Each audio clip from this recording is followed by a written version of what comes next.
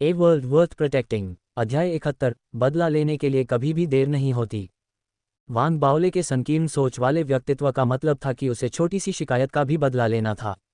ये खास तौर पर तब हुआ जब वह लगभग निश्चित मृत्यु का अनुभव कर रहा था और अंततः तालाब बादल वर्षावन में हुई लड़ाई में बच गया। अगर वह एक भी गलती करता तो उसकी मौत हो जाती। भले ही वह तालाब बादल वर्षावन में हुई घटनाओं का फिर से अनुभव करता, लेकिन उसे यकीन नहीं था कि वह जीवित बच सकता है। इस लड़ाई ने न केवल इथरियल दाओ कॉलेज की निचली रेखा को तोड़ दिया, बल्कि वान बाओले को भी उकसाया। भले ही दाओ कॉलेज द्वारा जारी किए गए नोटिस में इस मुद्दे पर प्रतिक्रिया देने की आवश्यकता नहीं थी, लेकिन वान बाओले अभी भी व्यक्तिगत रूप से बदला लेना चाहता था। ऐसा करने से और अधिक नफरत भड़केगी, लेकिन वान बाओले को इसकी परवाह नहीं थी। आखिरकार, भले ही वह बदला न ले, लिन त्यानहाओ और कंपनी उसे कम दुश्मन के रूप में नहीं देखेंगे। चूंकि यह मामला था, इसलिए वह खुद ही बदला ले सकता था और उसके बाद अपनी उपलब्धि की खुशी मना सकता था। कुलपति की जांच और भेजे गए नोटिस के परिणामों में यह पता चला कि काओकुन और जियांगलिन भी लिन त्यानहाओ के साथी थे। जांच बेहद गहन थी। भले ही काओकुन और जियांगलिन ने सीधे तौर पर भाग नहीं लिया था, लेकिन वे सहषड्यंत्रकारी थे। मुझे उनके चेहरे पर सार्वजनिक रूप से थप्पड़ मारना चाहिए, तभी यह संतोषजनक लगेगा। वान बाओले बहुत उत्साहित थे। गुफा के निवास में स्नैक्स के एक बैग को जोर से चबाते हुए वह लिन त्यानहाओ और कंपनी की वापसी के दृश्य के बारे में उत्साहित होकर सोच रहे थे। बहुत जल्दी 3 दिन बीत गए। लियू दाओबिन और धार्मिक आयुध संकाय के अन्य निरीक्षकों ने तुरंत कार्रवाई की और वान बाओले का नोटिस मिलने पर तुरंत इथरियल दाओ कॉलेज में वान बाओले को रिपोर्ट करने के लिए वापस आ गए। वान बाओले ने अपने अधीनस्थों को पहले से कोई विशेष कार्य नहीं सौंपा था, बल्कि उन्हें ड्यूटी के लिए तैयार रहने का निर्देश दिया था। आखिरकार 2 और दिन बीत गए और इथरियल दाओ कॉलेज में नए सेमेस्टर का पहला दिन आ गया। सेमेस्टर के पहले दिन की सुबह वान बाओले जल्दी उठ गए। उन्होंने अपना नया हेड प्रीफेक्ट दाओवादी लबादा पहना और शीशे के सामने खड़े होकर एक ऐसा आसन चुना जो उन्हें सबसे शक्तिशाली लगा। उन्होंने जोश के साथ अपना सिर घुमाया और अपनी आवाज़ कम की, क्योंकि उन्होंने अपनी आवाज़ ट्रांसमिशन रिंग के माध्यम से लियू दाओबिन को आदेश दिया। धार्मिक आयुध संकाय के सभी निरीक्षकों को आधे घंटे के भीतर दाओ कॉलेज के हवाई बंदरगाह में इकट्ठा होना है। आदेश देने के बाद वान बाओले ने एक गहरी सांस ली और बेहद प्रसन्न महसूस किया। अपने पेट को फुलाकर और अपने हाथों को जोड़कर वह सीधे गुफा निवास से बाहर चले गए।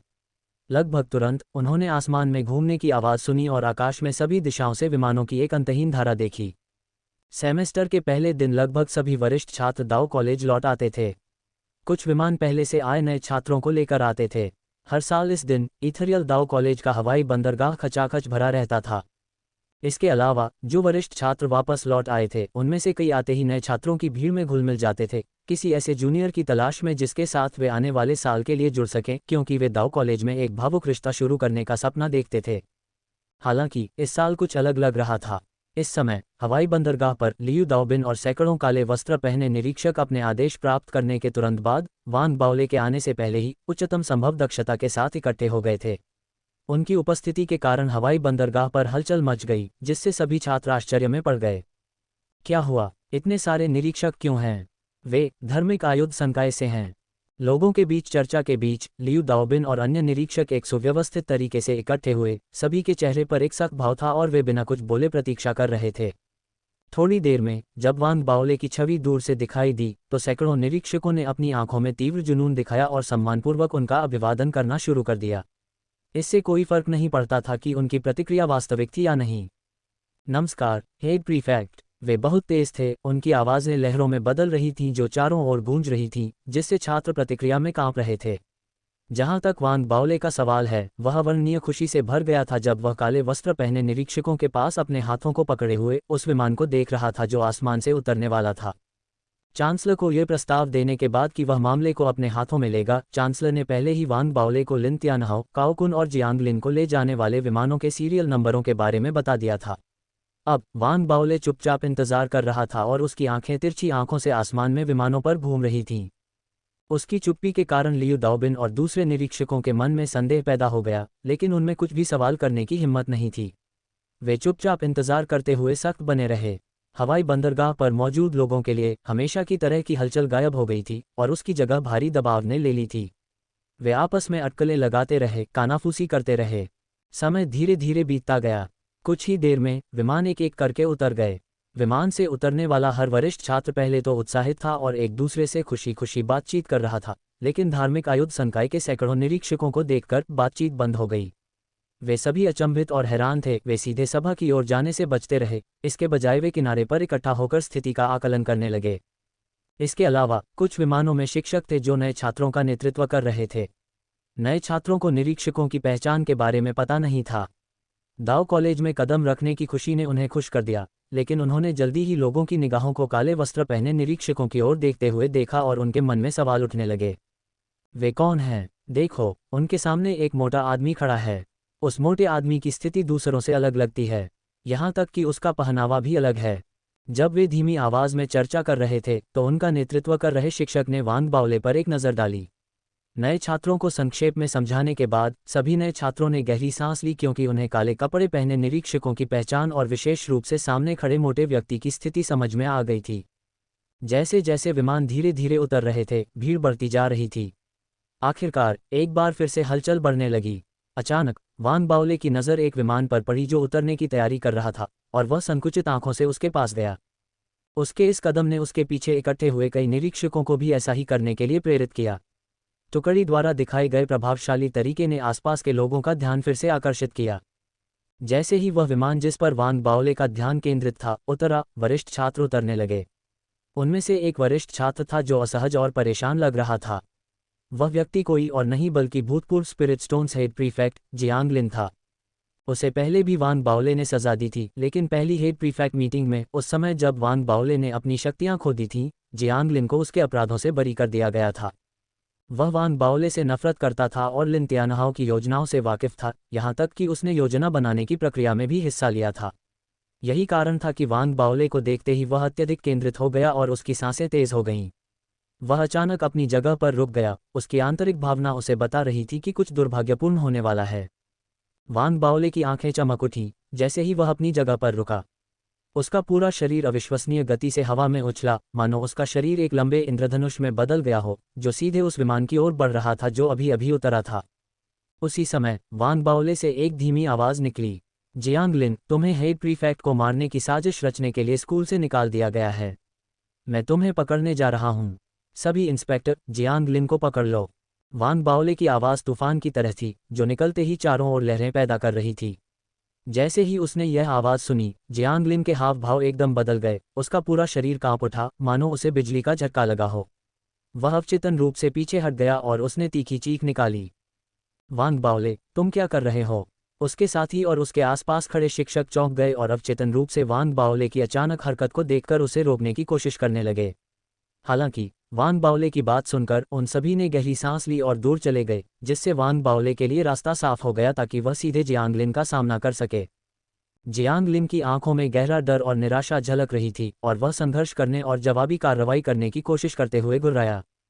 कानून के शासन का विरोध। वांग बावले की निगाहें ठंडी थीं। वह बहुत तेज था, सीधे जियांग लिन के पास पहुंचा, जो स्तब्धता और भय में लड़खड़ा रहा था। वांग बावले ने अपना दाहिना हाथ उठाया और जियांग लिन को पकड़ लिया, उसे जोर से नीचे पटक दिया। जियांग लिन के माथे पर पसीने की बूंदें उभरने के साथ ही दर्द से कराहने लगा। वांग बावले की हत्या करने की मंशा बहुत मजबूत थी और उसने अपने शरीर को मोड़कर जियांग लिन के दूसरे हाथ को मोड़ दिया।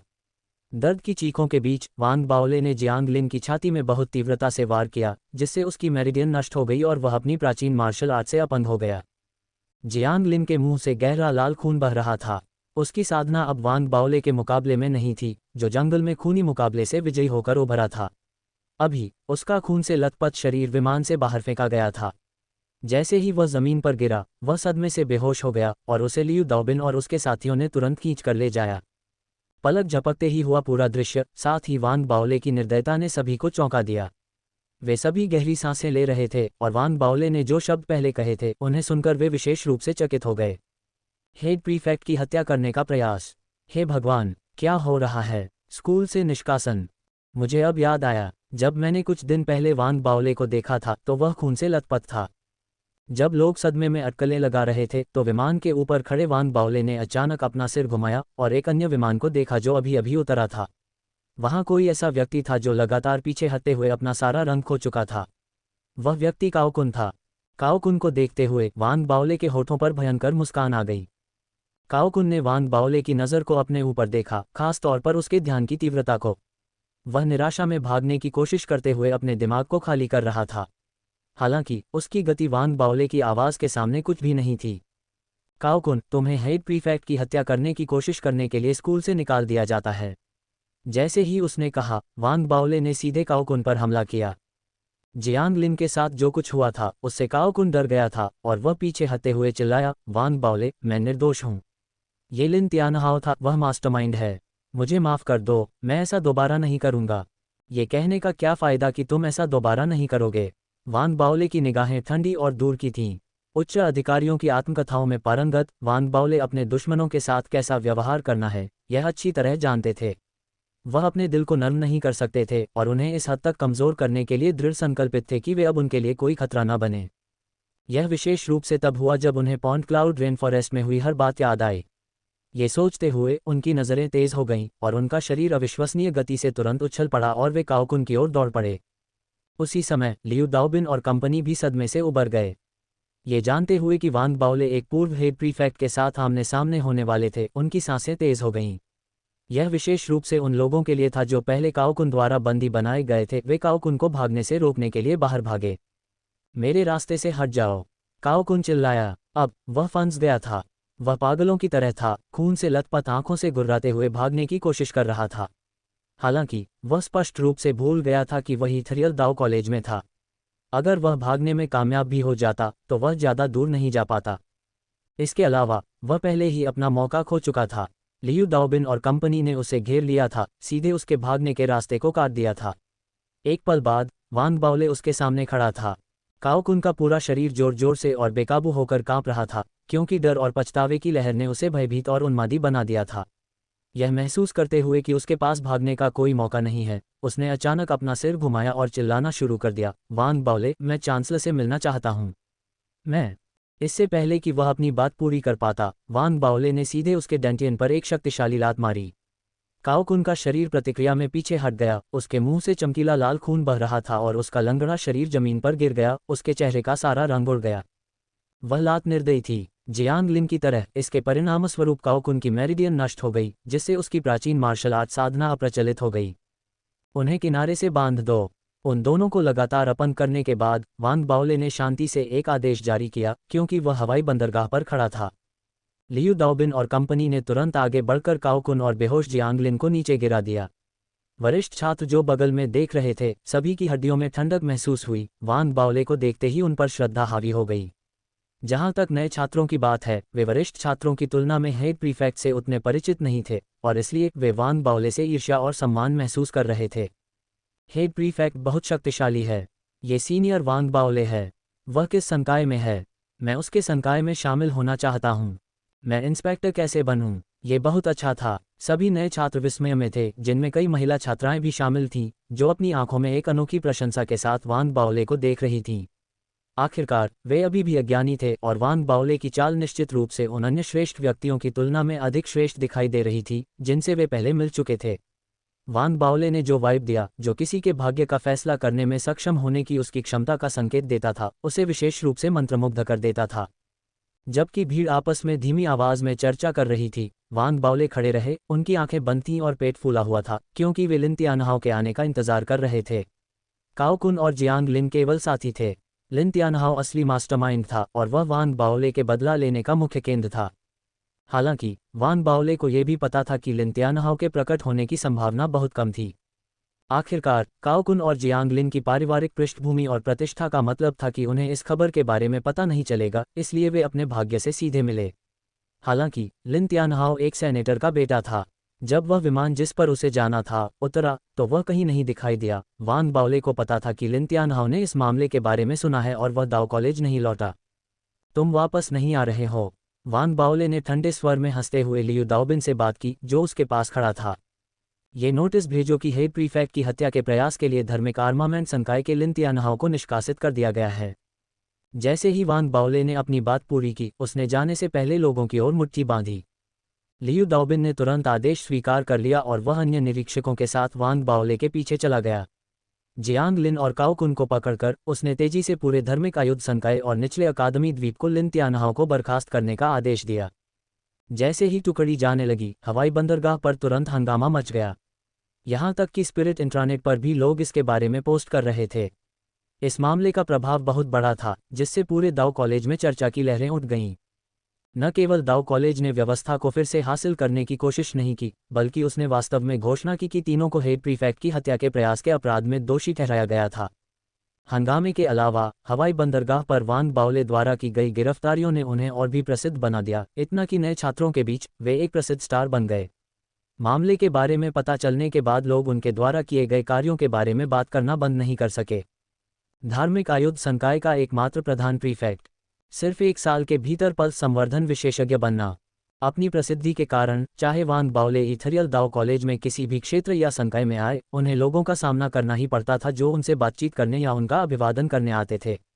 उनके बारे में जानकारी पूरे दाओ कॉलेज में फैलने लगी, जो संघ के अन्य 3 दाओ कॉलेजों में भी फैल गई। सब कुछ वांग बाओले को शांति का एहसास कराता था। वह समझ गया कि चांसलर ने जियांग लिन और काओ कुन से जानकारी छिपाई थी, क्योंकि वह उन दोनों को वांग बाओले के लिए अपना गुस्सा निकालने के लिए एक आउटलेट के रूप में इस्तेमाल करना चाहता था। लिन तियानहाओ के न आने के बावजूद लो एकेडमी आइलैंड से उनकी बर्खास्तगी की सूचना पहले ही पुष्टि हो चुकी थी। वांग बाओले को पता था कि यह सबसे अच्छा परिणाम था जो वह हासिल कर सकता था। बदला अभी खत्म नहीं हुआ है, वांग बाओले ने अपनी सांस रोककर कहा। उसे वह विश्वासघाती दृश्य याद आया जहां उसका पीछा किया जा रहा था, और उसने ज्ञान और धार्मिक कलाकृतियों के महत्व की गहरी समझ और प्रशंसा विकसित की, जिसने उसे विजयी होने में सक्षम बनाया। इसके बाद मुझे और अधिक धार्मिक कलाकृतियों को परिष्कृत करने की आवश्यकता होगी। धार्मिक कलाकृतियों में बैंगनी रंग की उड़ती तलवार ने एक महत्वपूर्ण भूमिका निभाई थी। ये सोचते हुए वांग बाओले ने गहरी सांस ली और धार्मिक आयुध संकाय के डीन से मिलने के लिए तैयार होने के लिए अपने कपड़े ठीक किए। वह तलवार प्रदान करने के लिए डीन के प्रति अपनी प्रशंसा व्यक्त करना चाहता था।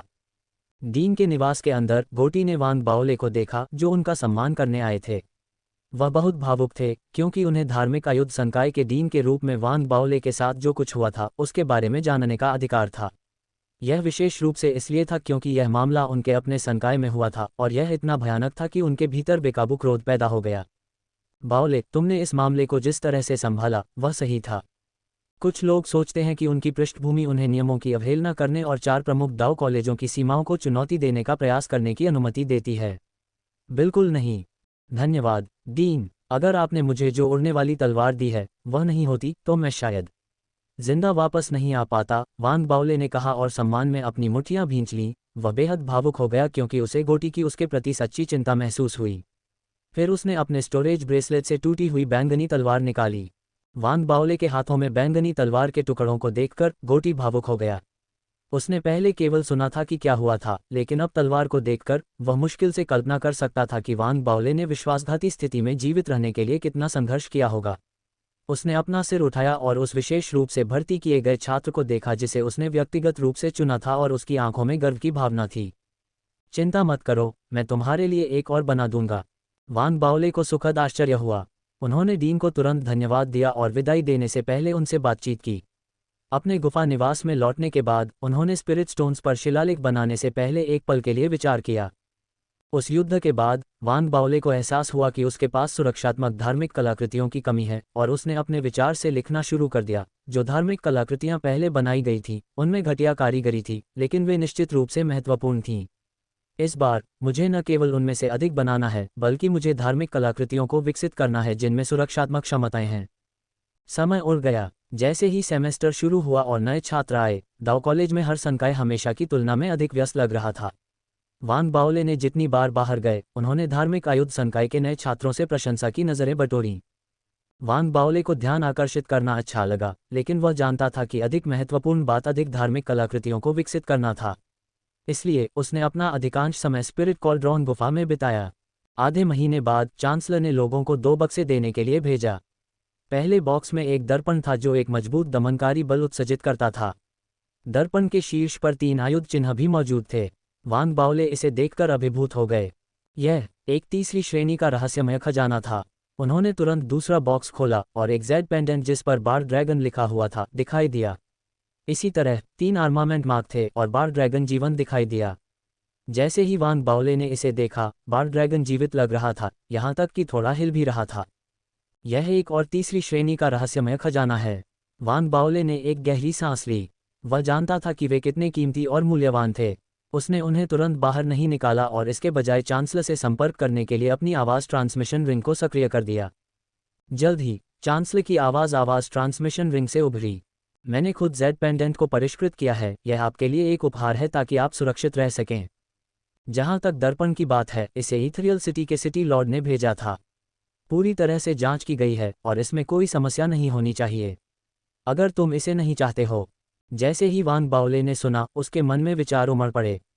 उसे लगा कि लिन त्यानहाओ के पिता ने इथरियल दाओ कॉलेज के साथ किसी तरह का समझौता कर लिया है।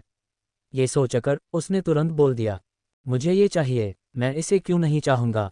वान बाओले की बात सुनकर चांसलर ने सहमति जताते हुए हंस दिया।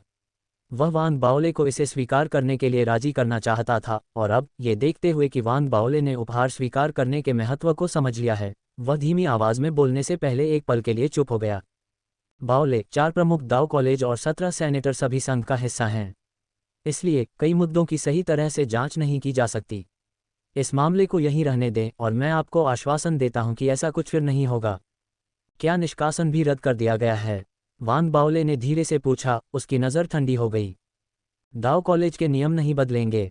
लोअर एकेडमी आइलैंड के छात्र के रूप में उनकी सदस्यता बहाल नहीं की जाएगी। चांसलर ने वॉयस ट्रांसमिशन समाप्त करने से पहले वान बाओले को थोड़ा दिलासा दिया। वान बाओले स्पिरिट कॉल्ड्रॉन गुफा में बैठे 2 बक्सों और वॉयस ट्रांसमिशन रिंग को देखते हुए अपनी आंखें सिकुड़ने से पहले। लोअर एकेडमी आइलैंड में छात्र के रूप में सदस्यता, इसका मतलब है कि नामांकन ऊपरी और निचली अकादमियों के बीच विभाजित है। इससे कोई फर्क नहीं पड़ता कि नामांकन 2 अकादमियों के बीच विभाजित है या नहीं। मैं, वान बाओले, बदला लेना याद रखूंगा। चूंकि वह लिन त्यानहाओ की पृष्ठभूमि को समझता था, इसलिए वह दाओ कॉलेज द्वारा लिए गए निर्णय को भी समझता था। उसने उच्च अधिकारियों की आत्मकथाएं अच्छी तरह से पढ़ी थीं और स्पष्ट रूप से जानता था कि उसे क्या करना है। उसने स्वीकार किया कि कुछ हद तक दाओ कॉलेज के कार्यों ने उसे कुछ हद तक मुआवजा दिया है। मैं उपहार स्वीकार करता हूं, लेकिन मैं फिर भी बदला लूंगा। वान बाओले ने अपना सिर नीचे करके आईने को देखा और जेड पेंडेंट को ऊपर उठाया। उन्हें विस्तार से देखने के बाद उसकी आंखें चमक उठीं। ये बहुत अच्छे हैं। जेड पेंडेंट एक अनमोल खजाना था जो रक्षा करने और हमला करने में सक्षम था। वान बाओले ने इसकी आध्यात्मिक शक्ति को महसूस किया और इसकी शक्ति का अंदाजा लगाने के लिए इसके शिलालेखों की जांच की, और इससे वह उत्साहित हो गया। तुलना में दर्पण फीका नहीं था। भले ही यह सीधे रक्षा और हमला नहीं करता था, लेकिन यह एक मजबूत प्रक्षेपण बना सकता था जो लोगों को भ्रमित कर सकता था। इसके अलावा ये लड़ने की क्षमताओं से लैस था और कई स्थितियों में संभावित रूप से उपयोगी था। वान बाओले इन 2 अलौकिक खजानों से प्रसन्न था, खासकर तब जब उसके पास मौजूद धार्मिक कलाकृतियां पूरी तरह से समाप्त हो गई थीं। 2 अलौकिक खजानों ने उसे क्षण भर के लिए अधिक सुरक्षित महसूस कराया, क्योंकि अब वह खाली हाथ नहीं था। हालांकि ये अभी भी अपर्याप्त हैं। मुझे और अधिक धार्मिक कलाकृतियों को परिष्कृत करने की आवश्यकता है, विशेष रूप से सुरक्षात्मक विशेषताओं वाली, ताकि अगर मुझे फिर से खतरा हो तो मैं इसे हल कर सकूं। वान बाओले ने सोचा, क्योंकि वह खुद को शोधन और शिलालेख प्रक्रिया में डुबोना शुरू कर दिया। 1 महीना शांति से बीता। उस 1 महीने में वान बाओले पूरी तरह से स्पिरिट कॉल्ड्रॉन गुफा में रहा। उसने जो धार्मिक कलाकृतियां बनाईं, वे धीरे धीरे जमा होती गईं। सिर्फ बड़ी मुहर ही नहीं, बल्कि 10 से ज़्यादा पहले से ही थीं, साथ ही कुछ अन्य रस्सियां भी। जिस चीज़ को परिष्कृत करने पर उसने वास्तव में ध्यान केंद्रित किया, वह एक प्रकार की मोती धार्मिक कलाकृति थी। मोती ने वान बाओले की ऊर्जा पर सबसे ज़्यादा असर डाला। इसका स्पिरिट कनेल पूरी तरह से रेनबो स्पिरिट स्टोन्स द्वारा बनाया गया था और उस पर अविश्वसनीय संख्या में शिलालेख अंकित थे। एक बार सक्रिय होने के बाद इसने एक सुरक्षात्मक चमक छोड़ी जो गोल्डन बेल शील्ड की तरह दिखाई दी। एक पर्याप्त नहीं था, इसलिए वान बाओले ने संतुष्ट होने से पहले उनमें से 10 से अधिक को परिष्कृत किया। सुरक्षा के लिए पर्याप्त धार्मिक कलाकृतियां हैं। अब उन पर हमला करने वाले कार्यों के साथ चलते हैं। वान बाओले ने अपना पसीना पोंछा और कई बैग स्नैक्स को जोर से खाना शुरू कर दिया। उसने एक पल के लिए सोचा और परिष्कृत करने से पहले अपने विकल्पों का विश्लेषण किया। इस बार वह एक उल्टी हुई तलवार को परिष्कृत कर रहा था। चूंकि उसकी साधना केवल प्राचीन मार्शल आर्ट क्षेत्र में थी, इसलिए वान बाओले को पता था कि वह धार्मिक कलाकृतियों को उतनी तेजी से संचालित करने में असमर्थ था जितना वह चाहता था, और उन्हें पूरी क्षमता से उपयोग करने में असमर्थ था। हालांकि धार्मिक आयुध संकाय के एकमात्र हेड प्रीफेक्ट के रूप में ऐसे शिलालेखों के साथ जो संकाय में भाग लेने वाले छात्रों ने पहले कभी नहीं देखे थे, वह एक प्रतिस्थापन के बारे में सोचने में कामयाब रहा। मैं चुंबकत्व के बल का उपयोग करूंगा। चुंबकत्व का उपयोग करके मैं इन उल्टी तलवारों को सहजता से जोड़ सकता हूं। इस तरह मैं उनमें से एक को संचालित करके सभी तलवारों को नियंत्रित कर सकता हूं। वान बाओले की आंखें चमक उठीं और उन्होंने उड़ती तलवारों के स्पिरिट कनेल में चुंबकत्व के लिए शिलालेख जोड़े। भले ही अंतिम उत्पाद सही नहीं था, लेकिन वह चुंबकत्व के बल का उपयोग करके कई उड़ती तलवारों को एक साथ जोड़ सकता था। जब उसने इसका परीक्षण किया तो वह अपने हाथ की एक लहर से 7 उड़ती तलवारें निकाल सकता था। उनकी गति और लचीलापन उससे कहीं अधिक था जो उसने पॉन्टक्लाउड रेनफॉरेस्ट में लड़ाई में देखा था। वह पूरी तरह से संतुष्ट नहीं था, लेकिन वह अच्छी तरह से जानता था कि वह अपनी सीमा तक पहुंच गया है। मुझे एक आत्मा विनाश फंक्शन जोड़ना होगा। वान बाओले ने अपना माथा रगड़ा। जीवन मृत्यु परिदृश्य का अनुभव करने के बाद उसने महसूस किया कि उसकी धार्मिक कलाकृतियां आत्मविनाश में थोड़ी धीमी थीं, और वे तभी परिपूर्ण होंगी जब वे उल्टी गिनती के बाद आत्मविनाश कर सकें। इसलिए मेरे पास जितनी भी धार्मिक कलाकृतियां हैं उन पर आत्मविनाशकारी शिलालेख होने चाहिए ताकि वे जब चाहें विस्फोट कर सकें। अभी भी बड़ा मेगाफोन बचा हुआ है। वह एक रत्न है। इसे परिष्कृत करने के बाद मुझे इसे और अधिक शक्तिशाली बनाने के तरीके खोजने होंगे। वान बाओले ने धार्मिक कलाकृतियों को परिष्कृत करना जारी रखा और इस तरह एक और आधा महीना बीत गया। जब वह लगभग समाप्त हो गया तो उसे बनी से एक आवाज़ मिली जिसने उसे बाहर की ताज़ी हवा में सांस लेने के लिए स्पिरिट कॉल्ड्रॉन गुफा छोड़ने के लिए प्रेरित किया। नीले आकाश में लटके हुए शराबी बादलों को देखते हुए और अपने स्टोरेज ब्रेसलेट को सहलाते हुए वान बाओले संतुष्ट था। अब मेरी जेब में पहले से ज़्यादा धार्मिक कलाकृतियां हैं। हाँ, अगर मुझे पॉन्टक्लाउड रेनफॉरेस्ट में ऐसी कोई घटना देखने को मिले तो मुझे पूरा भरोसा है कि मैं उन्हें बिना ज़्यादा मेहनत के ख़त्म कर सकता हूँ। वान बाओले ने स्नैक्स का एक बैग निकाला और धार्मिक आर्मामेंट संकाय में घुसते हुए उसे चबाते हुए खुशी मनाई। रास्ते में उनसे मिलने वाले लोगों ने उनका सम्मानपूर्वक अभिवादन किया, जैसे कि यह एक स्वाभाविक प्रतिक्रिया हो। वहाँ कई नए छात्र भी थे जो वान बाओले को देखकर स्पष्ट रूप से विस्मय में थे। नए छात्रों को देखते हुए वान बाओले ने अपने मुंह के ऊपर के महीन बालों को धीरे से छुआ और शांति से आह भरी। मैं बूढ़ा हो गया हूँ। वान बाओले और उसके सहपाठी अब नए छात्र नहीं थे और वे सभी अपने अपने संकायों में उपलब्धियां हासिल करना शुरू कर रहे थे। अभी जब वान बाओले ने नए छात्रों को देखा तो वह चांसलर की नकल करने से खुद को रोक नहीं पाया। उसकी आंखों से प्रोत्साहन का संदेश निकल रहा था, जबकि उसने विनम्रता से सिर हिलाया। उसका प्रोत्साहन नए छात्रों के लिए सबसे बड़ी पुष्टि थी। वे सभी उत्साह से उत्तेजित थे और जैसे जैसे वान बाओले अपने कदमों में आगे बढ़े, अभिवादन कभी खत्म नहीं हुआ। अपनी स्थिति और पहचान के विशेषाधिकार का आनंद लेते हुए वान बाओले को खुशी हुई कि उन्होंने अपने जीवन का सबसे अच्छा निर्णय लिया जब उन्होंने इथरियल दाओ कॉलेज में दाखिला लेने का फैसला किया। मैं, वान बाओले, असाधारण बनने के लिए किस्मत में हूँ। फीनिक्स सिटी में कम प्रोफाइल बनाए रखने में बिताए गए वे साल इथरियल दाओ कॉलेज में अपना नाम बनाने के लिए थे। वान बाओले ने अपने पतन के लिए धार्मिक आयुध संकाय के शिखर से बाहर निकलते हुए भावनात्मक रूप से सोचा। उस शाम डूबते सूरज की चमक ने आसमान को एक खूबसूरत नारंगी रंग दे दिया था और वान बाओले एक पल के लिए उसे निहारते हुए खड़े हो गए। जब उन्होंने अपने स्नैक्स का बैग खत्म किया तो उन्होंने दूर से बनी को आते देखा। जब बनी ने उन्हें वॉयस ट्रांसमिशन भेजा तो उन्होंने कहा था कि वह उनसे मिलना चाहती थी। इसलिए वान बाओले ने उसका स्वागत करने के लिए अपनी रिफाइनिंग प्रक्रिया रोक दी थी। ये देखकर कि वान बाओले दूर से उसका इंतजार कर रहे थे, बनी शर्मा गई और उसकी आंखें खुशी से चौड़ी हो गईं। उसने अपनी गति बढ़ाई और वान बाओले की ओर तेजी से बढ़ी। भाई बाओले, उसकी आवाज़ ने वान बाओले की आंखों में चमक ला दी। बनी का उसके पास दौड़ते हुए आना एक सपने जैसा था जिसे उसने बार बार अपने दिमाग में दोहराया था। उसने अपना गला साफ किया और एक सज्जन व्यक्ति की तरह मुस्कुराते हुए उसे देखा। बहुत जल्दी बनी वान बाओले के सामने पहुंच गई। उसका चेहरा शर्म से लाल हो गया था। वह कुछ कहना चाहती थी, लेकिन जैसे ही उसने वान बाओले की आंखों में देखा उसका दिल तेजी से धड़कने लगा, जिससे वह भूल गई कि वह उसे क्या बताना चाहती थी। अवचेतन रूप से उसने एक गोली का डिब्बा निकाला और उसे वान बाओले को थमा दिया। भाई बाओले, ये वो रिकवरी गोलियां हैं जिन्हें मैंने इतने समय तक एकांत में परिष्कृत करने के बाद बनाया है। ये तुम्हारे रखने के लिए हैं, बनी ने अपने लाल चेहरे के साथ विनम्रता से कहा और उसने गोली का डिब्बा वान बाओले को थमा दिया। भाई बाओले, मैं भविष्य में और भी गोलियां परिष्कृत करने के लिए कड़ी मेहनत करूंगी ताकि अगर तुम्हें फिर से कोई खतरा हो तो मेरी गोलियां तुम्हारी मदद कर सकें, बनी ने गंभीरता से कहा और उसके बाद वह और भी ज्यादा शर्मा गई। वह जाने के लिए मुड़ी, लेकिन जल्दी से फिर से मुड़ी और वान बाओले को एक और गोली का डिब्बा थमा दिया। मैंने अभी गलत गोली ले ली। ये सही गोली है। ये कहते हुए बनी का चेहरा पके हुए लाल सेब की तरह था और वह तुरंत अपनी जगह पर मुड़ी। दरअसल वह कभी भी साहसी व्यक्ति नहीं थी। उसने शुरू में कहने के लिए बहुत सी बातें तैयार की थीं, लेकिन एक बार जब उसने वान बाओले को देखा तो उसकी हृदय गति बढ़ गई और उसके विचार धुंधले हो गए, जिससे वह सब कुछ भूल गई जो वह कहना चाहती थी। झू शियाओया को भागते हुए देखकर वान बाओले की नज़र कोमल थी। उसे पहले नहीं पता था कि वह क्यों आई थी, लेकिन अब वह समझ गया कि वह केवल उसे गोलियां देना चाहती थी। वान बाओले ने अपने हाथों में गोली के डिब्बे को देखा और उसके दिल में एक अवर्णनीय भावना उमड़ पड़ी। जब उसने अपना सिर उठाया तो उसने देखा कि झोऊ शियाओया दूर जा रही थी। उसने पलक झपकाए, उसे पकड़ने के लिए दौड़ा। झोऊ शियाओया, तुम इतनी डरपोक क्यों हो? तुमने अपने कबूलनामे के लिए जो कहना था वह तुमने पहले ही तैयार कर लिया था और फिर भी तुमने सब कुछ बर्बाद कर दिया। क्या तुमने इतनी बार अभ्यास नहीं किया? झोऊ शियाओया मूडी महसूस कर रही थी और उसने यह नहीं देखा कि वान बाओले उसके पीछे आ गया है।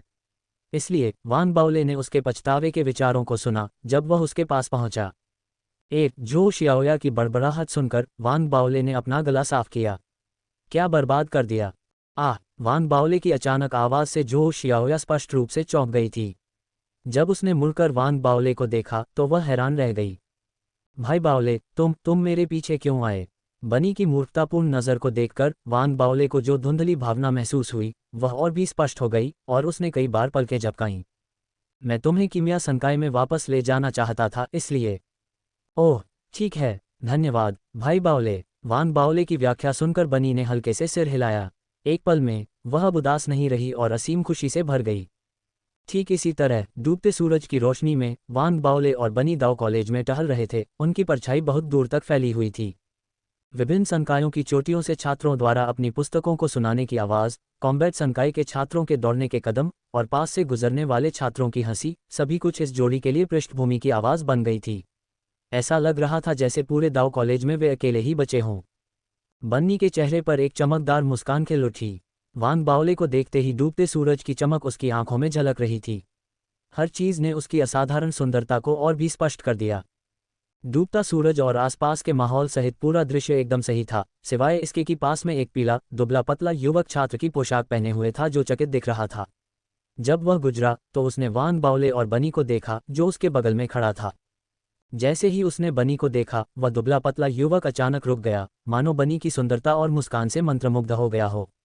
उसकी आंखें चमक उठीं और वह जल्दी से आगे बढ़कर उन दोनों को रोकने लगा, मानो वान बाओले अदृश्य हो। मेरे प्यारे सहपाठी, मैंने तुम्हें पहले कहीं देखा होगा। क्या मैं तुम्हें जान सकता हूँ? कृपया मुझे बताओ कि मैं तुमसे कैसे संपर्क कर सकता हूँ। दुबला पतला छात्र सीधे बनी की ओर देखता हुआ भावुक होकर बोला। जिस क्षण युवक बोला, वान बाओले को जो खुशी महसूस हुई वह तुरंत गायब हो गई। यह एक भीषण गर्मी के दिन आए स्पिरिट वाटर की बोतल मिलने जैसा था, लेकिन यह महसूस करना कि एक घरेलू मक्खी ने उसे दूषित कर दिया है। सहज रूप से वान बाओले युवक को एक नज़र से देखना चाहता था, लेकिन अंततः उसने गहरी सांस ली। उसे लगा कि उसे एक सज्जन की तरह व्यवहार करना चाहिए, इसलिए वह चुप रहा, हालांकि वह गहरी भौहें सिकोड़ रहा था। बनी भी भौहें सिकोड़ रही थी, हालांकि उसने पहले भी इस तरह की मुठभेड़ों का अनुभव किया था और बोलते समय वह विनम्रता से बोल रही थी। हम कभी नहीं मिले हैं, लेकिन मेरा आपसे मिलने का कोई इरादा नहीं है। वह अपनी अस्वीकृति में सीधी और पूरी तरह से थी। अपनी बात समाप्त करने के बाद उसने युवक पर ध्यान नहीं दिया, इसके बजाय वान बाओले को उनके मूल मार्ग पर जारी रखने के लिए घसीटा।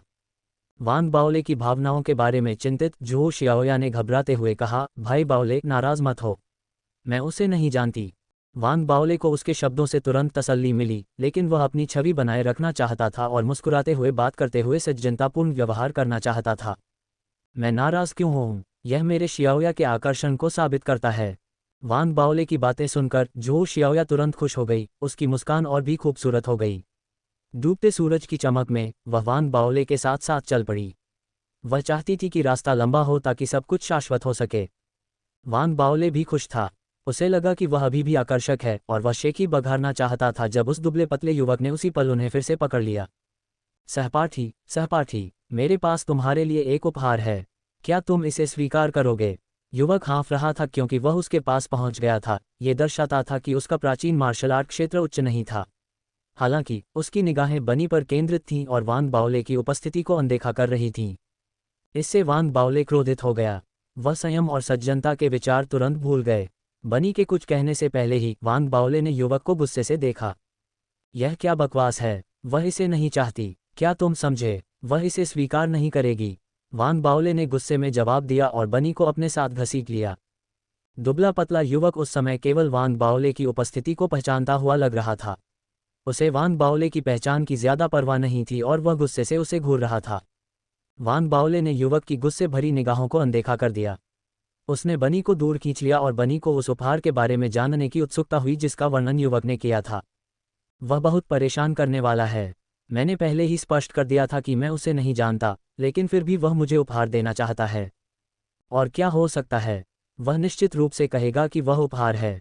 मैंने 6 साल की उम्र से ही इस तरह की तरकीबें अपनाई हैं, खुद को अनगिनत बार उपहार के रूप में दिया है। उसके पास सिर्फ ये छोटी मोटी तरकीबें हैं और फिर भी उसे लगता है कि वह मेरे खिलाफ जा सकता है। वान बाओले ने घमंड से कहा और ध्यान से घूरते हुए कहा। बन्नी की आंखें चौड़ी हो गईं, वह थोड़ी चकित थी क्योंकि वह वान बाओले के शब्दों से चौंक गई थी। वह थोड़ी देर बाद ही वास्तविकता में वापस आए और ये देखते हुए कि वान बाओले उसका हाथ थामे हुए था, वह लाल हो गई। जैसे ही उसके दिल में खुशी भर गई, दोनों ने डूबते सूरज की रोशनी में अपनी आनंदमय यात्रा जारी रखी। बस इतना ही हुआ। बहुत जल्द दुबला पतला किशोर फिर से प्रकट हुआ, बिना किसी बाधा के। इस बार वह कहीं जंगली फूलों का गुलदस्ता खोजने में कामयाब हो गया था। जिस क्षण वह दिखाई दिया, वह तुरंत बनी के सामने एक घुटने पर बैठ गया। उसकी आंखें ईमानदार थीं और वह बोलना शुरू कर दिया। सहपाठी, मानो या न मानो, जब मैंने तुम्हें देखा तो यह मेरे लिए पहली नज़र का प्यार था। तुम बिल्कुल वैसी ही हो। कृपया मेरा प्यार स्वीकार करें, क्योंकि मैं आपका हाथ थामकर जीवन भर आपकी रहने को तैयार हूँ। इस दृश्य ने बन्नी को चकित कर दिया। हालांकि वह अक्सर अपने पास आने वाले प्रेमियों से मिलती थी, लेकिन वह इस युवक की तरह दृढ़ निश्चयी व्यक्ति से कभी नहीं मिली थी। अभी कई छात्र वहां से गुजर रहे थे। दृश्य को देखते हुए और वान बाओले को पहचानते हुए वे सभी हंगामा देखने के लिए रुक गए। वान बाओले अपनी आंखों के सामने दृश्य देखकर क्रोधित हो गया और उसने तुरंत दुबले पतले युवक को एक तरफ धकेलने के लिए आगे कदम बढ़ाया। क्या तुम मुसीबत मोल लेना चाहते हो? युवक झटके से पीछे हटते हुए पीछे हट गया। उसने गुस्से से वान बाओले को देखा और अपनी धीमी आवाज में बोलना शुरू कर दिया। मैं दाओ ज्ञानोदय संकाय से हूँ। तो क्या हुआ अगर ये दाओ ज्ञानोदय संकाय है? मैं धार्मिक आयुध संकाय से ट्रिपल हेड प्रीफेक्ट हूँ। वान बाओले ने अहंकार से कहा, यह महसूस करते हुए कि युवा अपनी पृष्ठभूमि की ताकत की तुलना करना चाहते थे। वान बाओले की बातें सुनने के बावजूद दुबला पतला युवा पीछे हटने को तैयार नहीं हुआ, बल्कि उसकी हरी नसें गुस्से में उभर आईं और वह ऊंची आवाज में बहस करता रहा। मैं दाव पर खुद को ज्ञान दे रहा हूँ। तुम्हारे दाव ज्ञानोदय को नरक में भेजो। वान बाओले का धैर्य बढ़ता जा रहा था। उसने तुरंत किशोर की ओर एक थप्पड़ मारा, लेकिन उसने संयम बरता। हालांकि वह बेहद चिढ़ा हुआ था, उसने केवल युवा को कई कदम पीछे धकेल दिया। फिर उसने बनी को खींचा, जो अभी भी हैरान था और जाना चाहता था। हालांकि युवा ने जोर से हंसने और जाने से पहले वान बाओले को ध्यान से घूरते हुए जवाब दिया। इस समय दुबले पतले युवक की हंसी सुनकर दर्शक दंग रह गए। उनमें से कई लोग गहरी सांस लेते हुए अवाक रह गए। दाओ ज्ञानोदय संकाय, वान बाओले ने अब खुद को मुसीबत में डाल लिया है। हे भगवान, हम आमतौर पर दाओ ज्ञानोदय संकाय से किसी को नहीं देखते हैं क्योंकि वे शायद ही कभी ज्ञानोदय पर्वत से बाहर निकलते हैं। उस संकाय के लोगों को नाराज नहीं होना चाहिए। मैंने सुना है कि चाहे वे कुछ भी करें या कहीं भी जाएं, जब तक वे चिल्लाते हैं, मैं दाव पर खुद को ज्ञान दे रहा हूं, कोई भी हस्तक्षेप नहीं कर सकता क्योंकि यह उनकी पढ़ाई का हिस्सा है। दाओ ज्ञानोदय संकाय में कोई व्याख्यान नहीं होता है। वहां सभी छात्रों को खुद को ज्ञान देने का प्रयास करना होता है। वे अपनी इच्छानुसार लॉ अकेडमी द्वीप के किसी भी क्षेत्र में कदम रख सकते हैं। कॉलेज के नियम और कानून उनके लिए बेकार हैं क्योंकि उन्हें बस ये कहने की जरूरत है कि वे खुद को ज्ञान दे रहे हैं और वे कुछ भी हल कर सकते हैं। दर्शकों के आश्चर्य भरे शब्द वान बाओले और बनी के कानों में पड़े। बनी के हाव भाव तुरंत बदल गए और वह घबरा गई। भाई बाओले, वह दाओ ज्ञानोदय संकाय से था। ये तो सिर्फ दाओ ज्ञानोदय संकाय है, तो क्या हुआ? वान बाओले भी हैरान था। पिछले 1 साल से उसने अपना ज्यादातर समय एकांत में और रैंक में ऊपर चढ़ने में बिताया था। हालांकि उसे पता था कि पिछले फेडरेशन अध्यक्ष दाओ ज्ञानोदय संकाय से आए थे और मोटे तौर पर यह समझते थे कि दाओ ज्ञानोदय संकाय के छात्र रोजाना खुद को ज्ञान देने का प्रयास करते हैं। थोड़ा ईर्ष्यालु होने के बावजूद वह पूरी स्थिति को नहीं समझ पाया। अभी जैसे ही उसने दर्शकों के शब्द सुने, उसने बिना ज्यादा सोचे समझे धीरे से बड़बड़ाया। रास्ते में जब वान बाओले ने बनी को वापस कीमिया संकाय में भेजा तो बनी अभी भी चिंतित थी। हालांकि वान बाओले को कितना शांत देखकर उसे थोड़ी राहत मिली। ये देखकर कि बनी पहाड़ पर चढ़ गई है, वान बाओले दाओ ज्ञानोदय संकाय में वापस जाने के लिए मुड़ा। वापस जाते समय उसे दाओ ज्ञानोदय संकाय के छात्र की याद आई और उसने लियू दाओबिन से दाओ ज्ञानोदय संकाय के बारे में पूछने के लिए अपनी आवाज संचारण रिंग चालू कर दी। बहुत जल्दी लियू दाओबिन ने वान बाओले को दाओ ज्ञानोदय संकाय के बारे में जानकारी दी। लियू दाओबिन द्वारा भेजी गई जानकारी को पढ़ने के बाद वान बाओले अपने रास्ते पर रुक गया। ये दाओ ज्ञानोदय संकाय है। लियू दाओबिन के संदेश में दाओ ज्ञानोदय संकाय को इथरियल दाओ कॉलेज के लॉ अकेडमी आइलैंड में सबसे कमजोर संकाय माना जा सकता है। हालांकि कुछ मामलों में उन्हें सबसे मजबूत संकाय माना जा सकता है। संकाय के छात्र अपना अधिकांश दिन कविताएं सुनाने और शराब पीने में बिताते थे। जब भी वे चाहें दाव ज्ञानोदय प्राप्त करने की अपनी प्रक्रिया शुरू करते थे। उनके पास एक कहावत थी, स्वर्ग और पृथ्वी के गुरु आपके शिक्षक केवल नश्वर हैं, लेकिन हमारे गुरु स्वर्ग और पृथ्वी हैं। इसलिए हम कहीं भी दाव ज्ञानोदय की प्रक्रिया में हो सकते हैं। ये संकाय ऐसा है जो मृत्यु की प्रतीक्षा में अपना जीवन बर्बाद करता है। भले ही वांग बाओले को झटका लगा हो, लेकिन वह इससे बहुत परेशान नहीं था। धार्मिक आयुध संकाय में अपने गुफा निवास में लौटने के बाद उसने जल्दी से इस घटना को अपने दिमाग से निकाल दिया। यह मौन की रात थी। हालांकि अगले दिन भोर में वांग बाओले के अपने गुफा निवास से बाहर निकलने से पहले ही उसे घबराए हुए लियू दाओबिन द्वारा भेजी गई आवाज मिली। प्रधान प्रीफेक्ट, मुसीबत है। बाहर, अपने गुफा निवास के बाहर। मेरे गुफा निवास के बाहर। वांग बाओले भ्रमित और चकित था। वह गुफा निवास का दरवाजा खोलने के लिए खड़ा हुआ। जैसे ही वह बाहर निकला, वह चौंक गया क्योंकि अचानक 7 से 8 छात्र दाओवादी वस्त्र पहने हुए उसके गुफा निवास के बाहर ध्यान कर रहे थे। जैसे ही वांग बाओले दिखाई दिए, उनकी निगाहें तुरंत उस पर घूम गईं और वे भयंकर रूप से घूरने लगे। 7 से 8 छात्रों में से एक वह युवक था जिसने कल बनी के सामने अपना अपराध स्वीकार किया था। वांग बाओले छात्रों को देखकर आश्चर्यचकित हो गया और उनकी ओर देखने लगा। आप सभी क्या कर रहे हैं? ये धार्मिक आयुध संकाय है। हम दाव पर खुद को प्रबुद्ध कर रहे हैं। छात्रों ने एक समान रूप से जोर से चिल्लाया।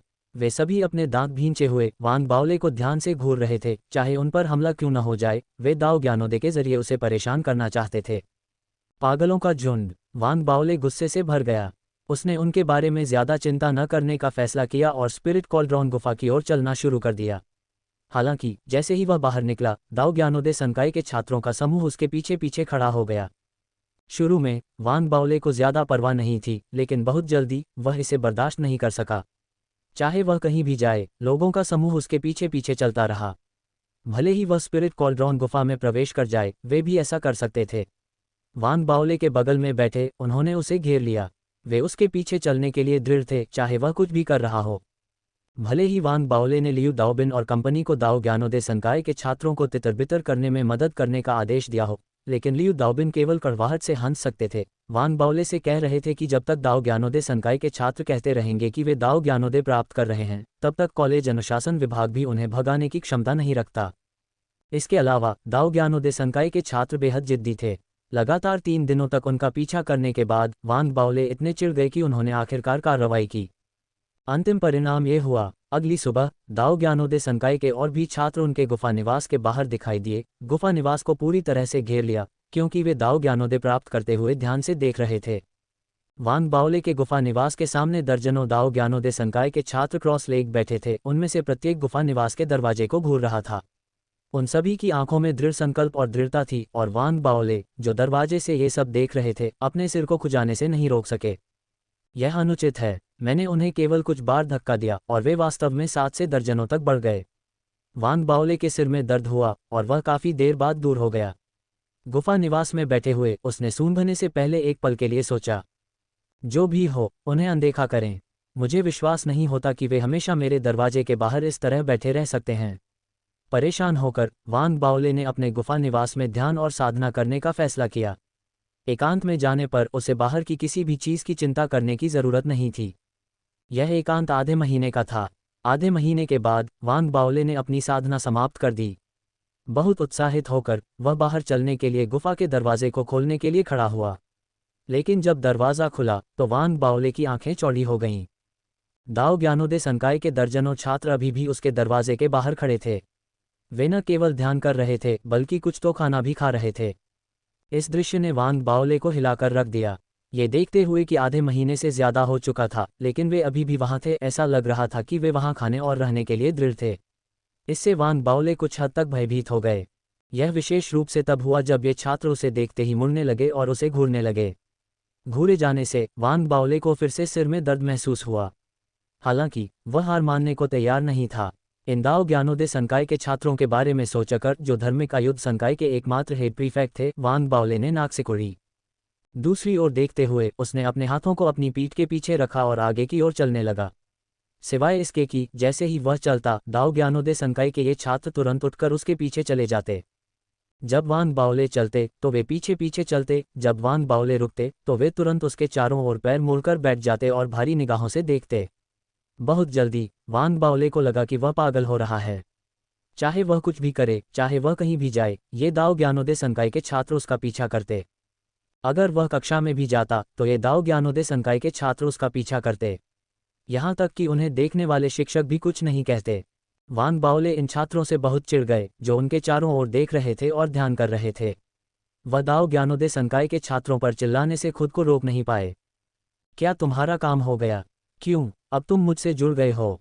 जैसे ही वान बाओले ने बात की, दाओ ज्ञानोदय संकाय के दर्जनों छात्रों ने उपहास किया और जोर से बोले, हम दाव पर खुद को ज्ञान दे रहे हैं।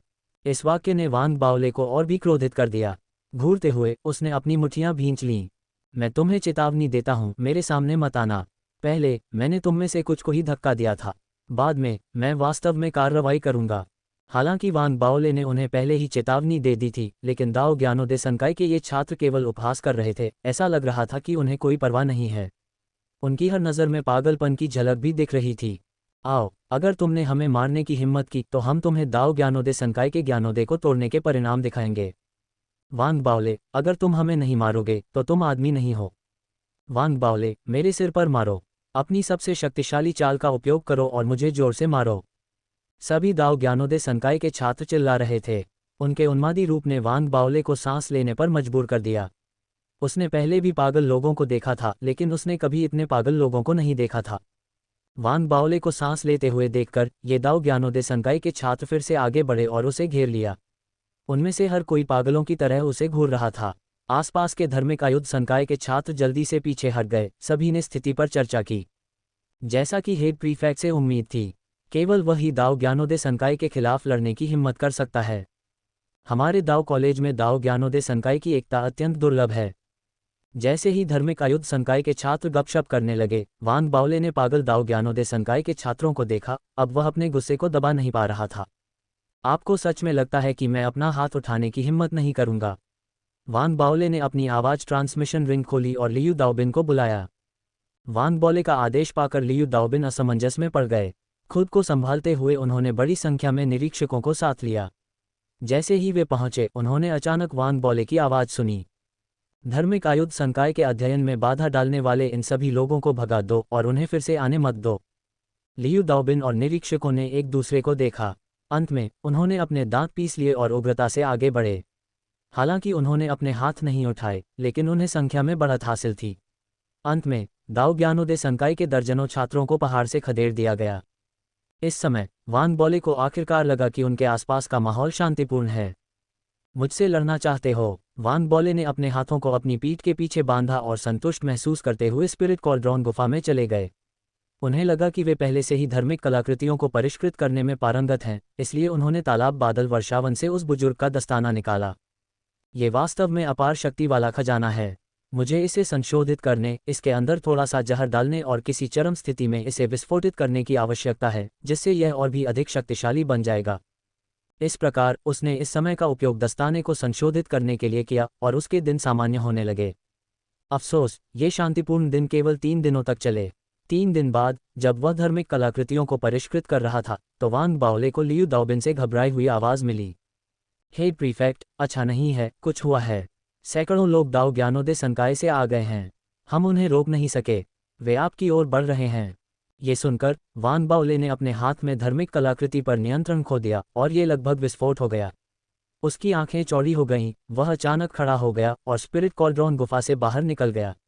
उसने तुरंत दाओ ज्ञानोदय संकाय के छात्रों के एक समूह को कुछ ही दूरी पर देखा। ऐसा लग रहा था जैसे सैकड़ों लोग उसकी ओर उग्र तरीके से बढ़ रहे थे। हे भगवान, वे क्या चाहते हैं? वान बाओले की खोपड़ी फट गई थी। उसका दिल तेजी से धड़क रहा था और वह उनसे बचते हुए जल्दी से भाग गया। लेकिन दाओ ज्ञानोदय संकाय के लोग बहुत ज्यादा थे। तुरंत तेज आंखों वाले किसी व्यक्ति ने वान बाओले को देखा और जोर से चिल्लाया। तुरंत दाओ ज्ञानोदय संकाय के सभी छात्र दौड़े। अंत में ये सैकड़ों लोग वान बाओले की तलाश में फैल गए। उसी समय धार्मिक आयुध संकाय के छात्रों ने भी स्थिति को देखा था। सभी लोग हैरान होकर देख रहे थे। वास्तव में वरिष्ठों ने भी इस दृश्य के बारे में केवल सुना था, लेकिन वास्तविक जीवन में इसे कभी नहीं देखा था। हेड प्रीफेक्ट ने इस बार वाकई बड़ी मुसीबत खड़ी कर दी है। इतने सारे लोगों को नाराज करने के अलावा उसे पागलों को क्यों नाराज करना पड़ा?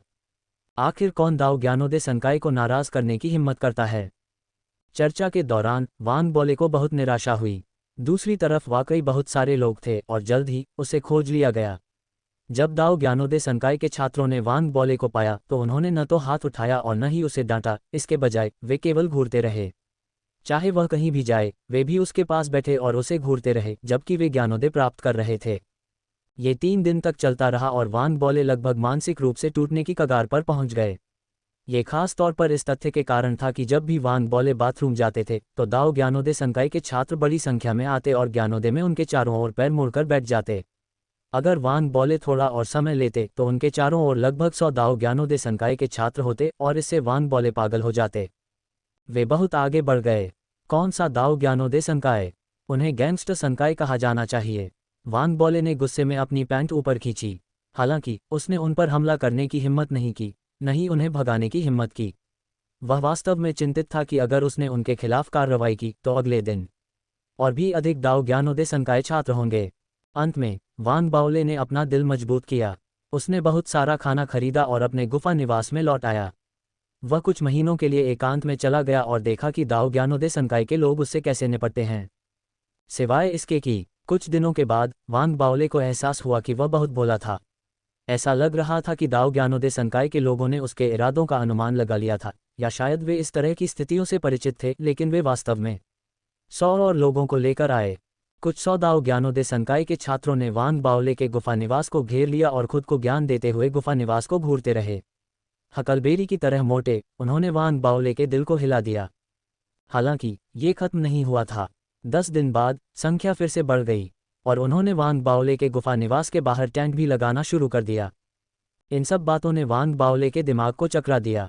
इसके अलावा ये घटना इतनी तमाशा बन गई कि यह पूरे दाओ कॉलेज और स्पिरिट इंट्रानेट में फैल गई। एक पल में पूरे ईथर दाओ कॉलेज के स्पिरिट इंट्रानेट में विस्फोट हो गया। ये पहले से ही लगभग 2 महीने है। कोई भी दाओ ज्ञानोदय संकाय को अपमानित करने की हिम्मत नहीं करता है। इस बार वांग बाओले वास्तव में मुश्किल में है। मैंने सुना है कि यह घटना इसलिए हुई क्योंकि वांग बाओले ने दाओ ज्ञानोदय संकाय के छात्रों में से एक की गर्लफ्रेंड को छीन लिया था। इस घटना से पूरा स्पिरिट इंट्रानेट उबल पड़ा। लाइव स्ट्रीमिंग कर रहा लिटिल दाओइस्ट भी उत्साहित हो गया। हर दिन वह अपना कैमरा लेकर धार्मिक आर्मामेंट संकाय में साक्षात्कार और लाइव स्ट्रीम करने के लिए जाता था। वह मूल रूप से बदला लेने के लिए वांग बाओले के दुखी चेहरे को लाइव स्ट्रीम करना चाहता था। हालांकि जब वह लाइव स्ट्रीमिंग कर रहा था तो फेडरेशन प्रेसिडेंट डैडी नामक एक रहस्यमय स्थानीय धनवान फिर से प्रकट हुआ। ये व्यक्ति छाया की तरह आता और चला जाता था। हर बार जब वह दिखाई देता तो 10 से ज़्यादा रॉकेट होते। लिटिल दाओइस्ट ने पहले ही उसे गुप्त रूप से एक बहुत बड़ा क्लाइंट मान लिया था और यह बहुत बड़ा क्लाइंट दाओ ज्ञानोदय संकाय को नापसंद करता था। इस तरह उसकी अच्छी पुस्तकों में आने के लिए लिटिल दाओइस्ट ने अपने साक्षात्कार के तरीके बदल दिए और दाओ ज्ञानोदय संकाय के अनुचित कार्यों पर रिपोर्ट करना शुरू कर दिया। थोड़े समय में स्पिरिट इंट्रानेट पर हर कोई शो देखने के लिए नहीं था। ऐसे कई लोग थे जिन्हें दाओ ज्ञानोदय संकाय की निष्क्रिय आक्रामकता से नुकसान पहुंचा था, जो गुमनाम रूप से सामने आए और दाओ ज्ञानोदय संकाय को दोषी ठहराया। सिवाय इसके कि प्रसारण 4 दिनों तक नहीं चला था, इससे पहले कि लिटिल दाओइस्ट रोने लगे। उनके रहने के क्वार्टर के ठीक बाहर 5 दाओ ज्ञानोदय संकाय के छात्र वास्तव में दिखाई दिए। वे वहां बैठे, उसे घूरते रहे और अपना ज्ञानोदय शुरू कर दिया। केवल जब लिटिल दाओइस्ट ने दाओ ज्ञानोदय संकाय के बारे में फिर कभी लाइव स्ट्रीम न करने का वादा किया, तब ये छात्र बेफिक्र भावों के साथ वहां से चले गए। दाओ ज्ञानोदय संकाय को नाराज नहीं किया जा सकता, लिटिल दाओइस्ट ने आह भरी। उसने पहली बार वांग बाओले के लिए सहानुभूति महसूस करते हुए धार्मिक आयुध संकाय को देखा। पागल, सनकी, गुंडे। वांग बाओले गुफा के निवास में बैठा था, अपने नाश्ते को खाते हुए अपने दांत पीस रहा था। समय समय पर वह गुफा निवास के दरवाजे पर घूरता था। उसने पहले भी कुछ बार झांका था, इसलिए उसे यह जानने के लिए दरवाजा खोलने की जरूरत नहीं थी कि बाहर कई टैंक थे। कुछ 100 दाओ ज्ञानोदय संकाय के छात्र ठीक बाहर रह रहे थे। इन कुछ 100 लोगों द्वारा ज्ञानोदय में घूरे जाने से वांग बाओले बेहद उदास हो गया। वह जानता था कि वह बाहर नहीं जा सकता। जिस क्षण वह बाहर जाएगा उसके लिए कहीं भी जाना मुश्किल होगा। हालांकि इससे उसे ऐसा महसूस हुआ कि उसे कैद किया जा रहा है और साथ ही वह बेहद चिढ़ गया। बेवजह उदास वांग बाओले को अपने नाश्ते के लिए भी भूख नहीं थी। वह दुखी महसूस कर रहा था, एक अपराजय व्यक्ति के रूप में जिसने लिन तियानहाओ से भी छुटकारा पा लिया था, जो पॉन्ड क्लाउड रेन फॉरेस्ट में घटना से गुजरा था। वह विश्वास नहीं कर सकता था कि वह दाओ ज्ञानोदय संकाय द्वारा परेशान किया जाएगा। मुझे एक योजना की आवश्यकता है। वान बाओले ने अपने बालों को नोच लिया। तुरंत उसने उस व्यक्ति के बारे में सोचा जो कुछ भी कर सकता था, जी हयांग, और उसे एक ध्वनि संचरण भेजा। लेकिन इस बार ये दुर्लभ था कि जी हयांग ने वास्तव में जवाब नहीं दिया। केवल जब वान बाओले ने लगातार कई आवाज संचरण भेजे तब जी हयांग ने आखिरकार जवाब दिया, दर्द और अधीरता से। भाई, मैं पहले से ही आपको भाई कह रहा हूँ। मैं इस बार आपकी मदद नहीं कर सकता। कृपया मुझे मत ढूंढो। ये सच है कि मैं इथरियल दाओ कॉलेज में किसी से नहीं डरता सिवाय दाओ ज्ञानोदय संकाय के। चाहे आप मुझे कितना भी पैसा दें, मैं आपके लिए ये हल नहीं कर सकता। मुझे और भी डर है कि वे जान जाएंगे कि आपने मुझसे संपर्क किया है। वे पागल हैं। जिस क्षण तुम उन्हें नाराज करोगे। भाई, कृपया मुझ पर दया करो। जी हयांग का जवाब सुनकर वान बाओले ने एक गहरी सांस ली। अपने दांत पीसते हुए उसकी आंखों में उसकी अवमानना दिखाई दी। काय, उसने बड़बड़ाया। लंबे समय तक तड़पते हुए उसने महसूस किया कि वह केवल डीन से संपर्क कर सकता है। इस प्रकार उसने डीन को एक ध्वनि संचरण भेजा। डीन, दाओ ज्ञानोदय संकाय मुझे धमका रहा है। क्या दाओ कॉलेज को इसकी परवाह नहीं है? दाओ ज्ञानोदय संकाय बहुत गैरकानूनी है। लेकिन इस बार डीन भी लंबे समय तक चुप रहे, इससे पहले कि उन्होंने आखिरकार वान बाओले को जवाब दिया। बाओले, मुझे बताओ, तुम्हें दाओ ज्ञानोदय संकाय को नाराज क्यों करना पड़ा? ऐसा नहीं है कि दाओ कॉलेज को परवाह नहीं है, ये सिर्फ इतना है, दाओ ज्ञानोदय संकाय के पास कोई ऐसा व्यक्ति है जो उनका समर्थन करता है जिसे हम नाराज नहीं कर सकते। बाहरी लोग इस तथ्य में हस्तक्षेप नहीं कर सकते कि वे आपको आत्मज्ञान के लिए उपयोग कर रहे हैं। केवल आप ही समस्या का समाधान कर सकते हैं। और यह सबसे डरावना हिस्सा नहीं है। आप सबसे डरावना हिस्सा जानते हैं। यदि वे इस अवधि के दौरान आत्मज्ञान प्राप्त करते हैं तो ये खत्म हो गया है। आपको ये जानना होगा कि दाओ ज्ञानोदय संकाय में 20,000 से अधिक लोग हैं। बस जाओ और माफ़ी मांगो, मैं आपकी मध्यस्थता में मदद करूंगा। वान बाओले ने इस समस्या के बारे में नहीं सोचा था। डीन की बात सुनकर उसकी आंखें चौड़ी हो गईं और उसका दिमाग फटने लगा। परिणामों के बारे में सोचते ही वान बाओले के माथे पर पसीना आ गया। काश मैं शुरू में दाओ ज्ञानोदय संकाय में प्रवेश कर पाता। वान बाओले ये सोचने से खुद को रोक नहीं पाया कि कैसे उस पर मतिभ्रम क्षेत्र परीक्षण के दौरान धोखाधड़ी का आरोप लगाया गया था। यदि वह दाओ ज्ञानोदय संकाय से होता तो उसे बस इतना कहना होता कि वह दाओ पर खुद को ज्ञानोदय कर रहा था और सब कुछ हल हो गया होता। शायद पिछले फेडरेशन अध्यक्ष के इतने शक्तिशाली होने का कारण ये था कि वह दाओ ज्ञानोदय संकाय से थे, जिनकी पृष्ठभूमि गैंगस्टर की थी। वान बाओले को लगा कि वह पागल हो रहा है। हालांकि उसने गोटी के माफ़ी मांगने के सुझाव पर विचार किया, लेकिन वान बाओले अनिच्छुक था क्योंकि उसे लगा कि उसने कुछ भी गलत नहीं किया है। मैंने कुछ भी नहीं किया, लेकिन मुझे अभी भी माफ़ी मांगनी है। वान बाओले ने अन्याय को गहराई से महसूस किया। लंबे समय के बाद उसने गुस्से से देखा और अपने दांत पीस लिए। दाओ ज्ञानोदय संकाय, आप इस बार बहुत आगे निकल गए हैं। मैं निश्चित रूप से हार नहीं मानूंगा, अधिक से अधिक हम इसका मुकाबला करेंगे। सिर्फ इसलिए कि आपकी शक्तियां अधिक मजबूत हैं। मैं भयभीत नहीं हूं। मैं निश्चित रूप से आपसे आगे निकल जाऊंगा। वान बाओले की निगाहों ने उसके दृढ़ संकल्प को दिखाया। उसने सोचा कि कैसे दूसरे पक्ष ने उसके खिलाफ हाथ नहीं उठाया, बल्कि उसका इस्तेमाल ज्ञान प्राप्त करने के लिए किया। उस स्थिति में वह उनके खिलाफ भी हाथ नहीं उठाएगा। अगर वह ऐसा करता तो वह कम कौशल के साथ असभ्य दिखता। क्या ये सिर्फ लोगों को पीड़ा पहुंचाने जैसा नहीं है? 6 साल की उम्र में मैं पहले से ही लोगों को तोड़ने के लिए कई हथकंडे जानता था। इससे पहले वान बाओले ने कोई कार्रवाई नहीं की थी क्योंकि उसने इस तथ्य पर विचार किया था कि वे सभी एक ही दाओ कॉलेज से थे। हालांकि इन दाओ ज्ञानोदय संकाय के छात्रों ने वास्तव में उसे उसकी सीमा तक धकेल दिया था, इसलिए वान बाओले भी पूरी ताकत से काम करेगा। उसने अपना स्टोरेज ब्रेसलेट खोलते हुए उपहास किया। अंदर धार्मिक कलाकृतियों के लिए कई अप्रयुक्त सामग्रियां थीं जिन्हें उसने पहले धार्मिक कलाकृतियों को परिष्कृत करने के लिए तैयार किया था। वस्तुओं की जांच करने के बाद वान बाओले तुरंत गुफा निवास से बाहर चला गया।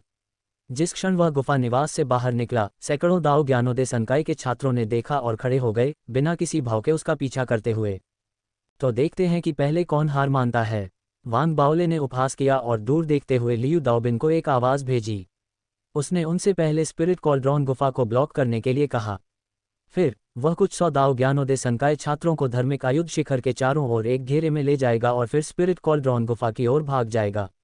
जब वह वहां पहुंचा तो लियू दाओबिन ने पहले से ही कुछ 100 निरीक्षकों को स्पिरिट कॉल्ड्रॉन गुफा को बंद करने के लिए लाया था। लियू दाओबिन, इस जगह की सावधानी से रखवाली करो, किसी को भी अंदर आधा कदम भी न आने दो।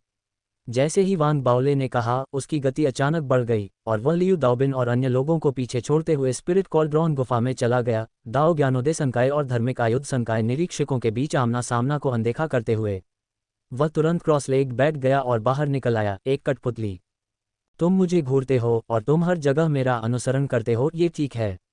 तुम ज्ञानोदय प्राप्त करने के लिए मेरा उपयोग करते हो, तो मुझे अपने ज्ञानोदय को आसान बनाने में मदद करने दो। वांग बाओले ने अपनी आंखें मूंद लीं और कठपुतली के बाहरी हिस्से को बदलना शुरू कर दिया, जिससे वह खुद जैसा दिखने लगे। वांग बाओले कठपुतलियों को निखारने में पहले से ही माहिर थे। कठपुतली का बाहरी हिस्सा बनाने में उन्हें सिर्फ 6 घंटे लगे। ये लगभग वांग बाओले जैसा ही लग रहा था, यहाँ तक कि हेड प्रीफेक्ट की पोशाक तक। हालांकि यह सिर्फ बाहरी रूप से ही था, लेकिन यह बेहद यथार्थवादी लग रहा था। खुद की हूबहू नकल को देखते हुए वांग बाओले ने व्यंग्य किया और अपना निखारना जारी रखा। जल्द ही 3 दिन बीत गए। स्पिरिट कॉल्ड्रॉन गुफा के बाहर लियू दाओबिन और अन्य लोगों ने दबाव महसूस किया, क्योंकि वे क्रॉस लेक दाओ एनलाइटनमेंट संकाय के छात्रों से घिरे हुए थे।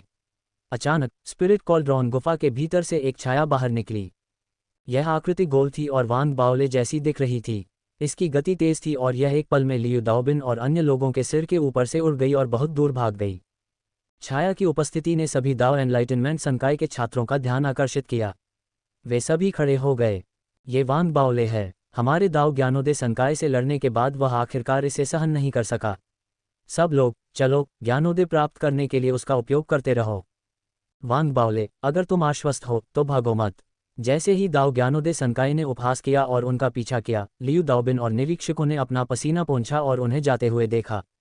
वे सभी जोर से हंसे और जाने ही वाले थे कि अचानक एक और छाया आत्मा कड़ाही गुफा से बाहर निकल आई। ये वास्तव में अभी भी वांग बाओले ही था। हेड प्रीफेक्ट, आप? लियू दाओबिन दंग रह गए।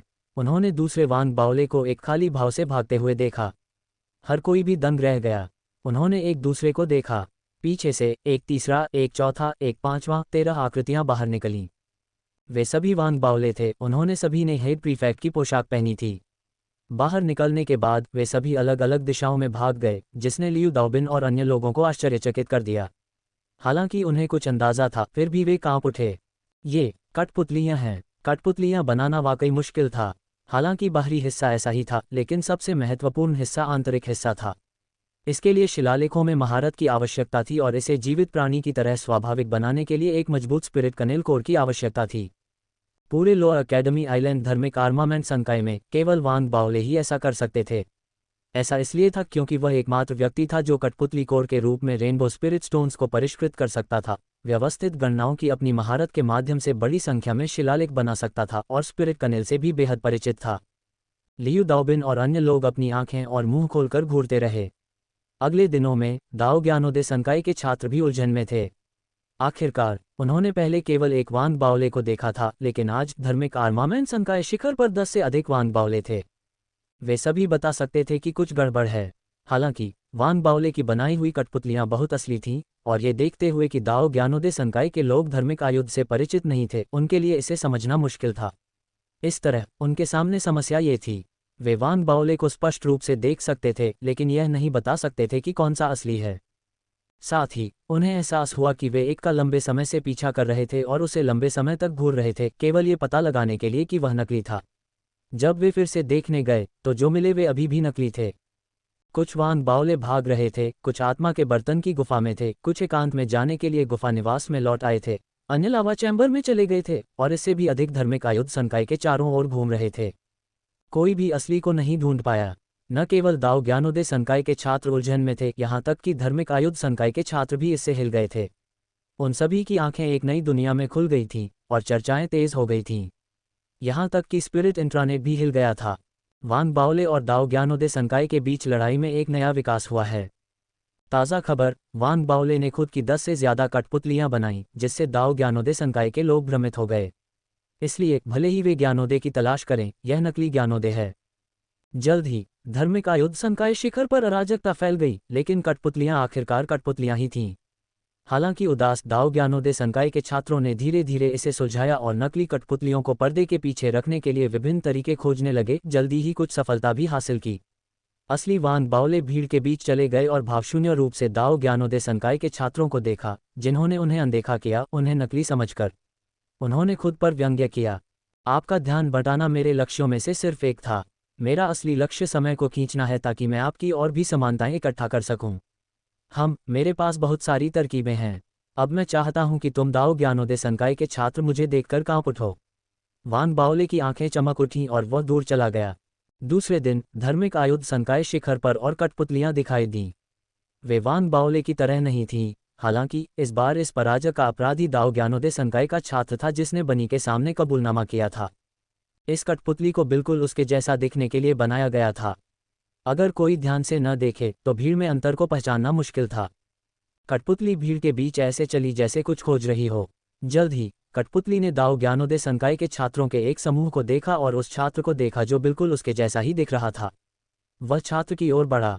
इस सब के कारण के लिए वह पतला युवक ज्ञानोदय की तलाश में क्रॉस लेक बैठा था। अपने साथियों के साथ वह उदास होकर अपने दांत पीस रहा था।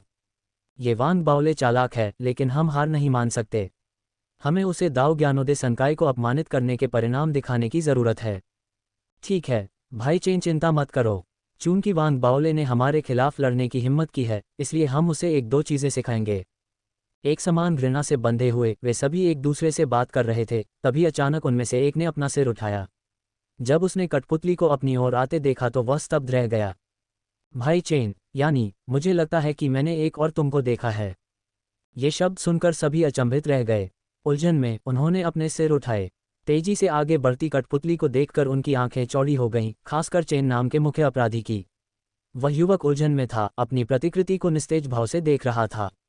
कठपुतली उसके सामने चली गई और क्रॉस लेग बैठ गई, उसे घूर रही थी।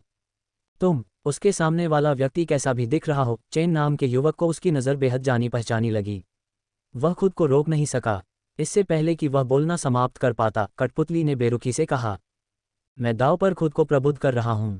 इन शब्दों ने भाई चेन को लगभग चौंका दिया। ये पंक्ति दाओ ज्ञानोदय संकाय की ट्रेडमार्क पंक्ति थी और वे लगातार इसे दूसरे लोगों से कहते रहे थे। खुद की एक और पंक्ति को देखकर और उसे यह कहते हुए देखकर वह अपना आपा खो बैठा। ये दृश्य बहुत चौंकाने वाला था और उसे ये दृश्य बेहद विचित्र लगा। आसपास के दाओ ज्ञानोदय संकाय के छात्र हिल गए। उन्होंने भाई चेन और फिर उनकी प्रतिकृति को देखा। उन्हें लगा कि उनके सामने की तस्वीर में कुछ बहुत ही अजीब बात है। वांग बाओले, ये तुम ही हो। क्रोधित होकर भाई चेन ने खड़े होकर कठपुतली को लात मारी। हालांकि धमाके के साथ कठपुतली को कोई नुकसान नहीं पहुंचा। इसके बजाय भाई चेन का राह उठे। उनके पैर में ऐंठन हो गई थी। सच में कठपुतली बहुत मजबूत थी। खास तौर पर लात मारे जाने के बाद कठपुतली ने चेन उपनाम वाले युवक को गुस्से से घूरा और चिल्लाया, मैं दाव पर खुद को प्रबुद्ध कर रहा हूं। अपनी बहन के दाव को प्रबुद्ध करो। वांग बाओले, पहचान की चोरी कोई मजाक नहीं है। हर साल लाखों परिवार पीड़ित होते हैं। भाई चेन ने गुस्से से दहाड़ लगाई और आसपास के दाओ ज्ञानोदय संकाय के छात्र भी मदद के लिए खड़े हो गए। लेकिन उस समय दूर की भीड़ से 10 और आकृतियां अचानक बाहर निकलीं। ये आकृतियां वास्तव में दाओ ज्ञानोदय संकाय के छात्रों के समकक्ष थीं और वे कठपुतलियां थीं जो हूबहू प्रतिकृतियां थीं। उनमें से 4 कठपुतलियां भाई चेन के आसपास के लोगों की प्रतिकृतियां थीं। निकट आती कठपुतलियों को अच्छी तरह से देखने के बाद दाओ ज्ञानोदय संकाय के छात्र पूरी तरह से अवाक होकर बड़ी बड़ी आंखों से घूर रहे थे। दाओ ज्ञानोदय संकाय से निपटने के लिए वांग बाओले ने जी हयांग से बड़ी मात्रा में सामग्री खरीदी थी। इन सभी सामग्रियों की कीमत वास्तव में चौंकाने वाली थी। हालांकि जी हयांग दाओ ज्ञानोदय संकाय को नाराज नहीं करना चाहता था, लेकिन उसे व्यापार करना पसंद था। यह विशेष रूप से इसलिए था क्योंकि वांग बाओले ने पहले ही दाओ ज्ञानोदय संकाय का ध्यान विभाजित कर दिया था, जिससे उनके बीच एक सहज लेन देन हो सके। सामग्री के साथ वांग बाओले ने इन कठपुतलियों को परिष्कृत करने, शिलालेख आदेशों को डिजाइन करने और उन्हें उनके मूल पर लॉक करने के लिए बहुत प्रयास किया। इस समय जब इन कठपुतलियों ने अपने दाओ ज्ञानोदय संकाय के मूल को देखा तो वे दौड़कर अपने मूल के सामने खड़े हो गए, घूरते और दहाड़ते हुए। मैं दाव पर खुद को प्रबुद्ध कर रहा हूं। इस दृश्य ने दाओ ज्ञानोदय संकाय के छात्रों को हिलाकर रख दिया। आखिरकार उन्होंने कभी किसी को घूरते हुए और ज्ञानोदय की तलाश करते हुए अजीब भावना का अनुभव नहीं किया था। इसके अलावा ये दृश्य स्पष्ट रूप से आसानी से हल नहीं होने वाला था। जिस तरह इन लोगों को पागलपन की हद तक प्रताड़ित किया जा रहा था। कुछ दिनों बाद धार्मिक आयुध संकाय में दाओ ज्ञानोदय संकाय के छात्रों के एक और समूह ने अचानक धार्मिक आयुध शिखर पर खुद की प्रतिकृतियां देखीं।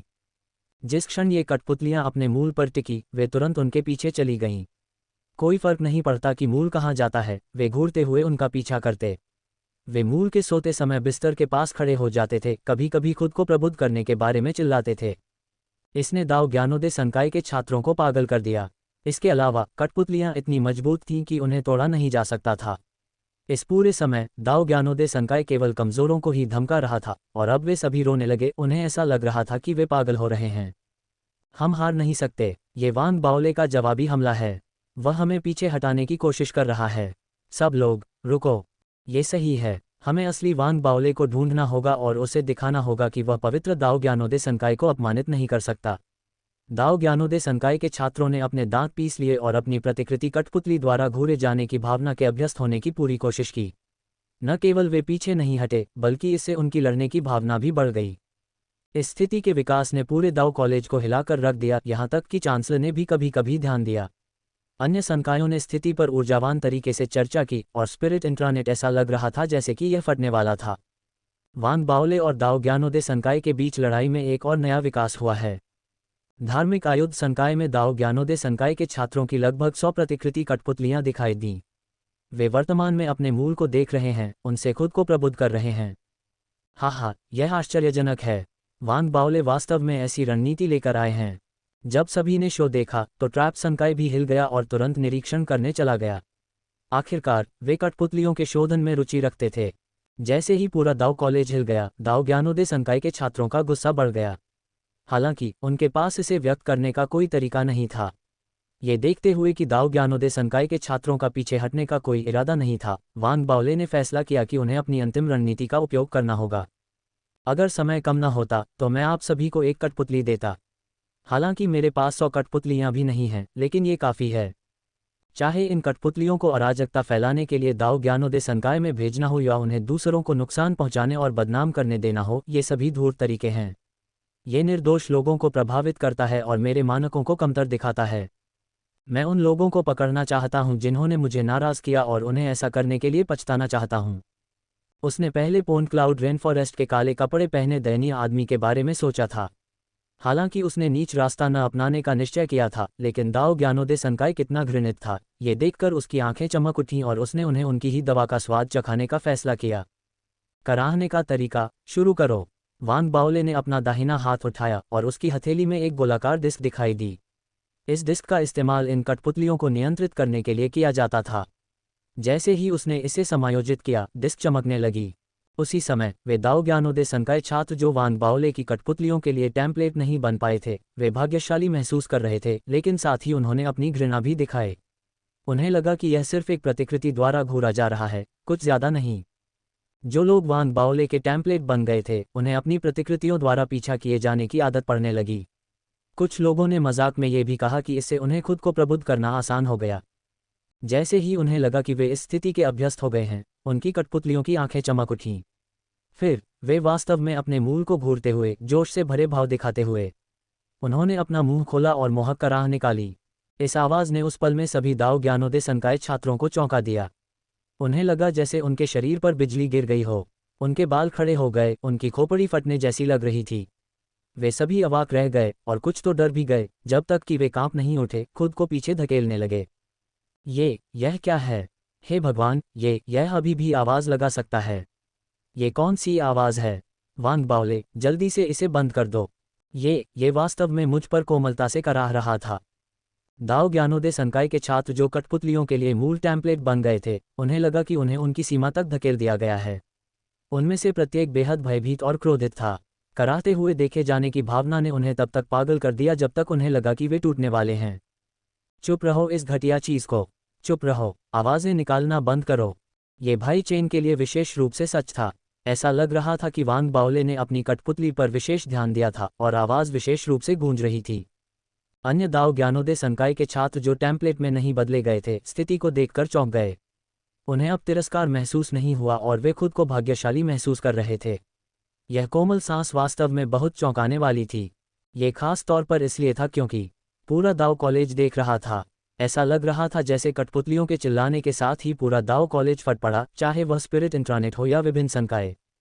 वांग बाओले ने एक बहुत बड़ी रणनीति बनाई है। भगवान, ये रणनीति बेमिसाल है। इसके अलावा दाओ ज्ञानोदय संकाय की कराह भी सुनने में काफ़ी मार्मिक है। वांग बाओले की कठपुतलियां वास्तव में काफ़ी यथार्थवादी हैं। हे प्रीफेक्ट बाओले, क्या आप अपनी कठपुतलियां बेच रहे हैं? मैं एक खरीदना चाहता हूं।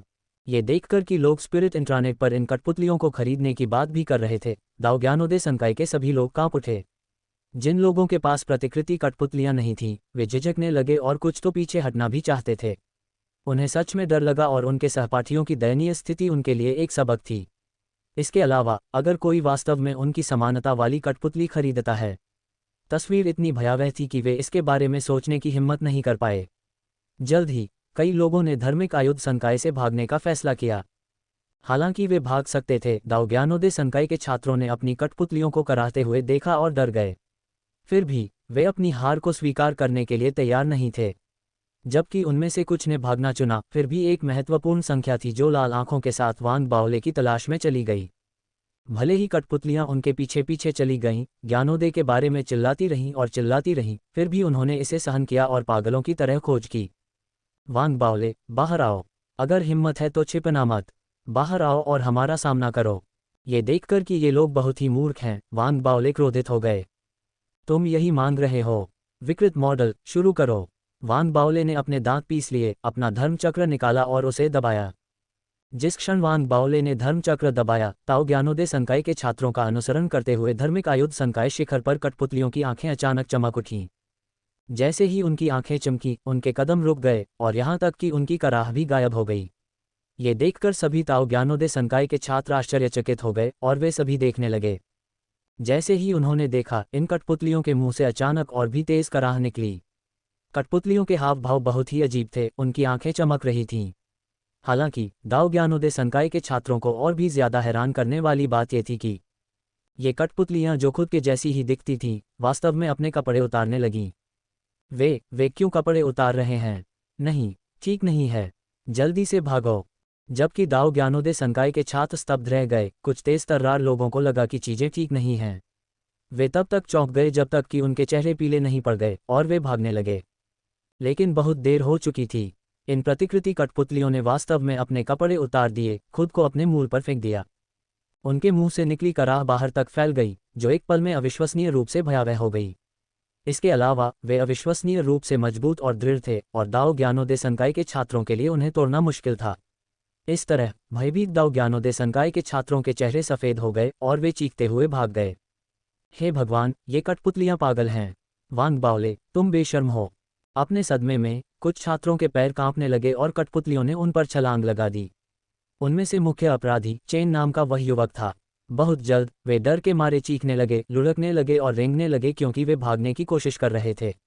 हालांकि कठपुतलियों ने बिना रुके उनका पीछा किया, कराहते हुए और कभी कभी चिल्लाते हुए, मैं दांव पर खुद को प्रबुद्ध कर रहा हूँ। इसके अलावा क्योंकि हर कोई धार्मिक आयुध संकाय पर पूरा ध्यान दे रहा था, इसलिए विभिन्न संकायों को लगभग तुरंत इस सब के बारे में पता चल गया। स्पिरिट इंट्रानेट पर लाइव स्ट्रीम भी सामने आई, जिससे एक विस्फोटक हंगामा शुरू हो गया।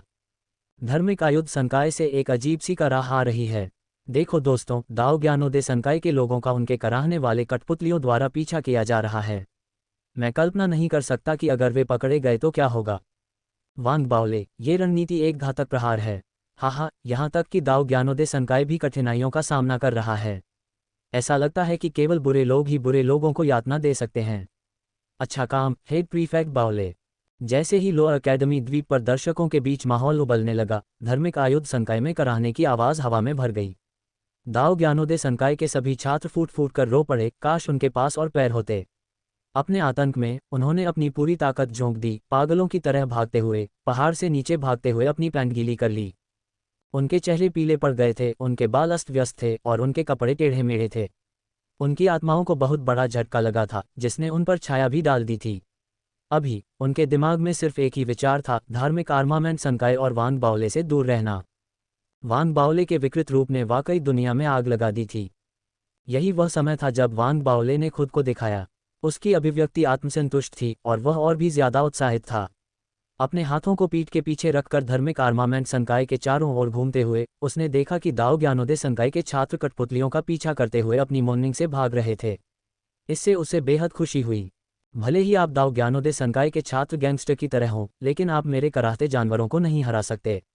वांग बाओले जोर से हंसे और दाओ ज्ञानोदय संकाय के छात्रों का पहाड़ से नीचे की ओर पीछा करते रहे, उन्हें जाते हुए देखते रहे। भले ही दाओ ज्ञानोदय संकाय के छात्रों ने भी वांग बाओले को देखा, अपने दुख और गुस्से के बीच वे रुकने की हिम्मत नहीं कर पाए।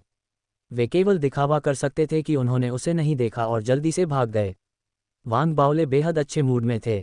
जब वह अपने गुफा निवास की ओर वापस जा रहा था तो धार्मिक आयुध संकाय के छात्रों ने उसे सम्मान के साथ अजीब भावों से घूरा। गुफा निवास में वापस आकर उसने अपना नाश्ता निकाला और आह भरी। आखिरकार शांति हो गई। हुम्फ, दाओ ज्ञानोदय संकाय, क्या तुम डर गए हो? तुम मुझसे लड़ने की हिम्मत भी नहीं कर सकते। वांग बाओले ने कुछ समय के लिए शांति का आनंद लिया। जब उसने धार्मिक कलाकृतियों को परिष्कृत करने से पहले कुछ दिनों के लिए आराम करने का फैसला किया तो भागे हुए दाओ ज्ञानोदय संकाय के छात्रों ने अपनी हार स्वीकार करने से इनकार कर दिया। उन्होंने अपने अभियान का एक नया अध्याय शुरू करने के लिए तैयार होकर साजिश रचनी शुरू कर दी। हालांकि उन्हें लगा कि वांग बाओले की अंतिम कठपुतली रणनीति बहुत भयानक थी, लेकिन वे इसे चुपचाप बर्दाश्त नहीं कर सकते थे, खासकर तब जब दाओ ज्ञानोदय संकाय के छात्र शीर्ष पर रहने के आदी थे। पहली बार जब उन्होंने इस तरह की कठिनाई का सामना किया था तो उन्हें लगा कि उन्होंने अपना सम्मान खो दिया है। जैसे ही वे किसी विचार के बारे में सोचने की पूरी कोशिश कर रहे थे, एक घोषणा ने सभी संकायों के छात्रों का ध्यान आकर्षित किया। उसी समय घोषणा के कारण दाओ ज्ञानोदय संकाय का ध्यान बदल गया। वे अब वांग बाओले को नहीं देख रहे थे, उनमें से कई के लिए उनके दिल उत्साह से धड़कने लगे, क्योंकि इस साल पदोन्नति परीक्षा जल्दी शुरू होने वाली थी। ये पदोन्नति परीक्षा वह परीक्षा थी जो छात्रों को निचले अकादमी द्वीप से ऊपरी अकादमी द्वीप में जाने की अनुमति देती थी। आमतौर पर यह परीक्षा उम्र द्वारा प्रतिबंधित नहीं होती थी। चाहे कोई छात्र अपने पहले या 5वें वर्ष में हो, जब तक उन्हें लगता है कि वे तैयार हैं, वे परीक्षा में भाग ले सकते हैं। अधिकांश उम्मीदवार 5वें वर्ष के छात्र थे। यदि वे सफल होते तो वे ऊपरी अकादमी द्वीप में प्रवेश कर सकते थे। हालांकि यदि वे असफल होते तो उन्हें दाओ कॉलेज छोड़ना पड़ता और दूसरा करियर पथ तलाशना पड़ता। परीक्षा बेहद कठिन थी, खासकर इसलिए क्योंकि इसे प्रमुख परीक्षा कहा जाता था। वास्तव में यह एक सुनहरा अवसर था, एक परीक्षा जो किसी को प्राचीन मार्शल आर्ट्स से ट्रू ब्रीथ तक जाने का अवसर देती थी। परीक्षा पास करने का एकमात्र मानदंड ट्रू ब्रीथ क्षेत्र में प्रवेश करना था। आमतौर पर इस वार्षिक परीक्षा में लगभग 40,000 लोग भाग लेते थे, लेकिन उनमें से केवल एक छोटा प्रतिशत ही ऊपरी अकादमी द्वीप में प्रवेश कर पाता था। परीक्षा आमतौर पर छुट्टियों से ठीक पहले होती थी, लेकिन इस बार इसे आगे बढ़ा दिया गया था। इसे आगे लाने का कारण ये था कि इस परीक्षा में न केवल प्रत्येक कॉलेज में बुनियादी बातों का परीक्षण किया गया था, बल्कि सर्वश्रेष्ठ छात्रों के लिए एक रहस्यवादी क्षेत्र परीक्षण भी जोड़ा गया था। पिछली परीक्षाओं में 40,000 छात्र अपने भाग्य और उपलब्धियों के माध्यम से ऊपरी अकादमी द्वीप में प्रवेश पाने का प्रयास करते थे। हालांकि यह कठिन था, लेकिन यह बहुत अधिक नहीं था, और जो लोग इसमें भाग लेते थे वे दाओ कॉलेज के विभिन्न संकायों के छात्र थे। जहां तक रहस्यवादी क्षेत्र परीक्षण की बात है, ये केवल इथरियल दाओ कॉलेज के लिए ही नहीं था, बल्कि ये संघ के शीर्ष 4 दाओ कॉलेजों के सभी सर्वश्रेष्ठ छात्रों के लिए था। रहस्यवादी क्षेत्र परीक्षण स्थान भी किसी भी दाओ कॉलेज से संबंधित नहीं था और इसके बजाय ये चारों के बीच साझा स्थान था।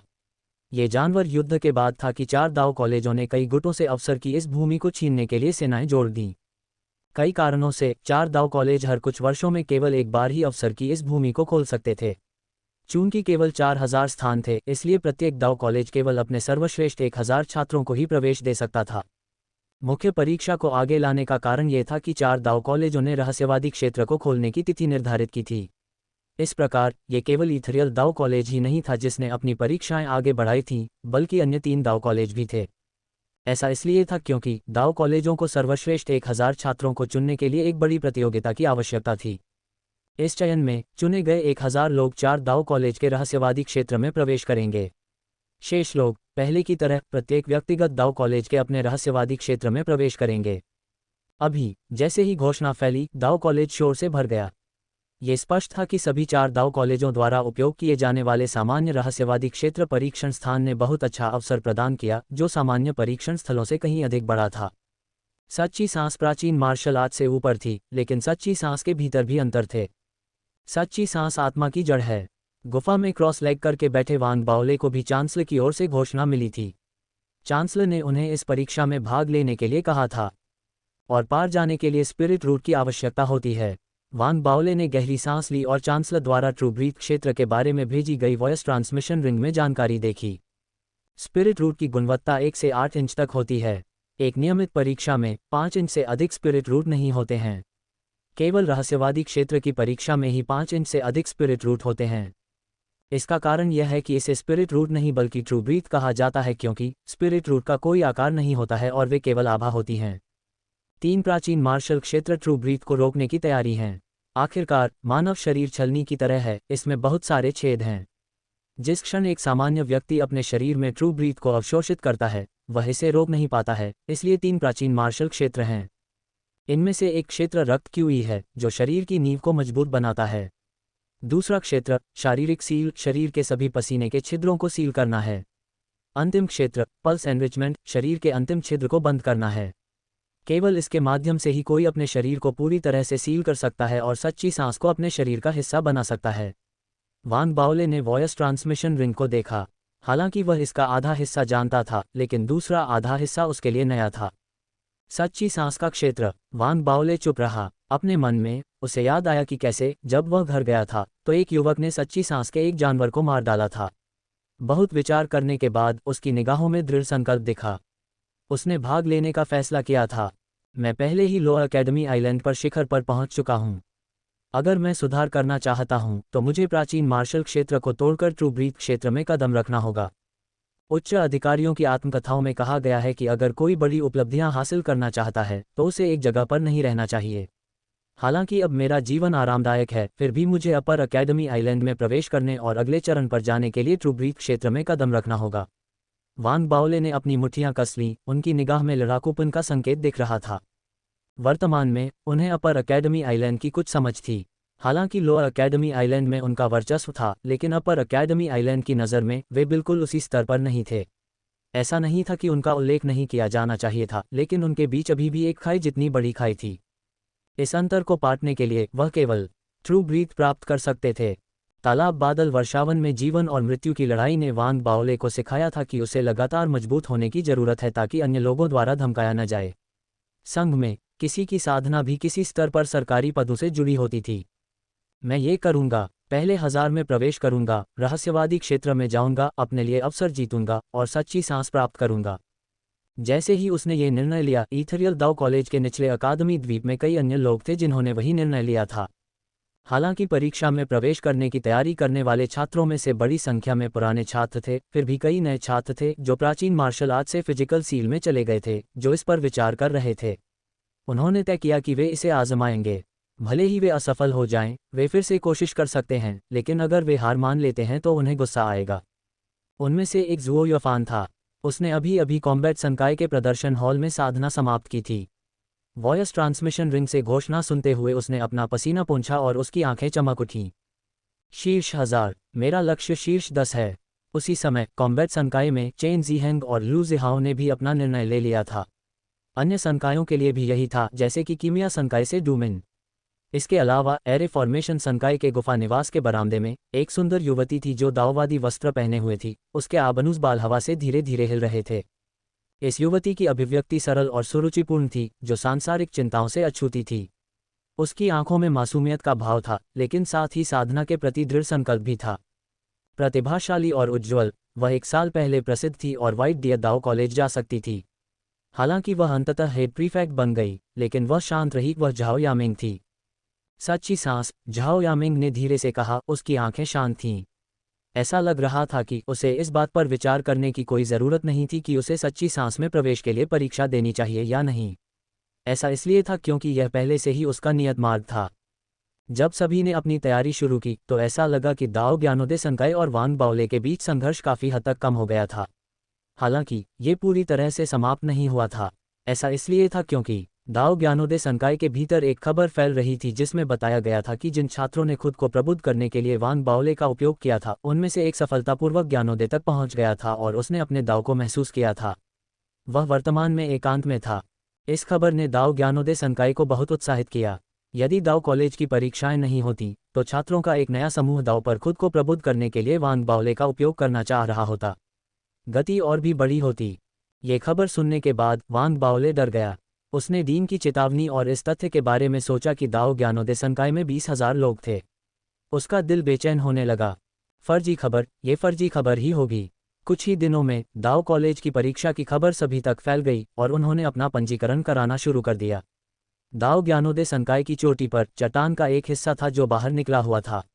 इस हिस्से के नीचे एक अथाह खाई थी। ऊपर नीला आसमान और सफ़ेद बादल थे। वहां खड़े होकर ऐसा लग रहा था जैसे कोई आसमान में उड़ सकता है।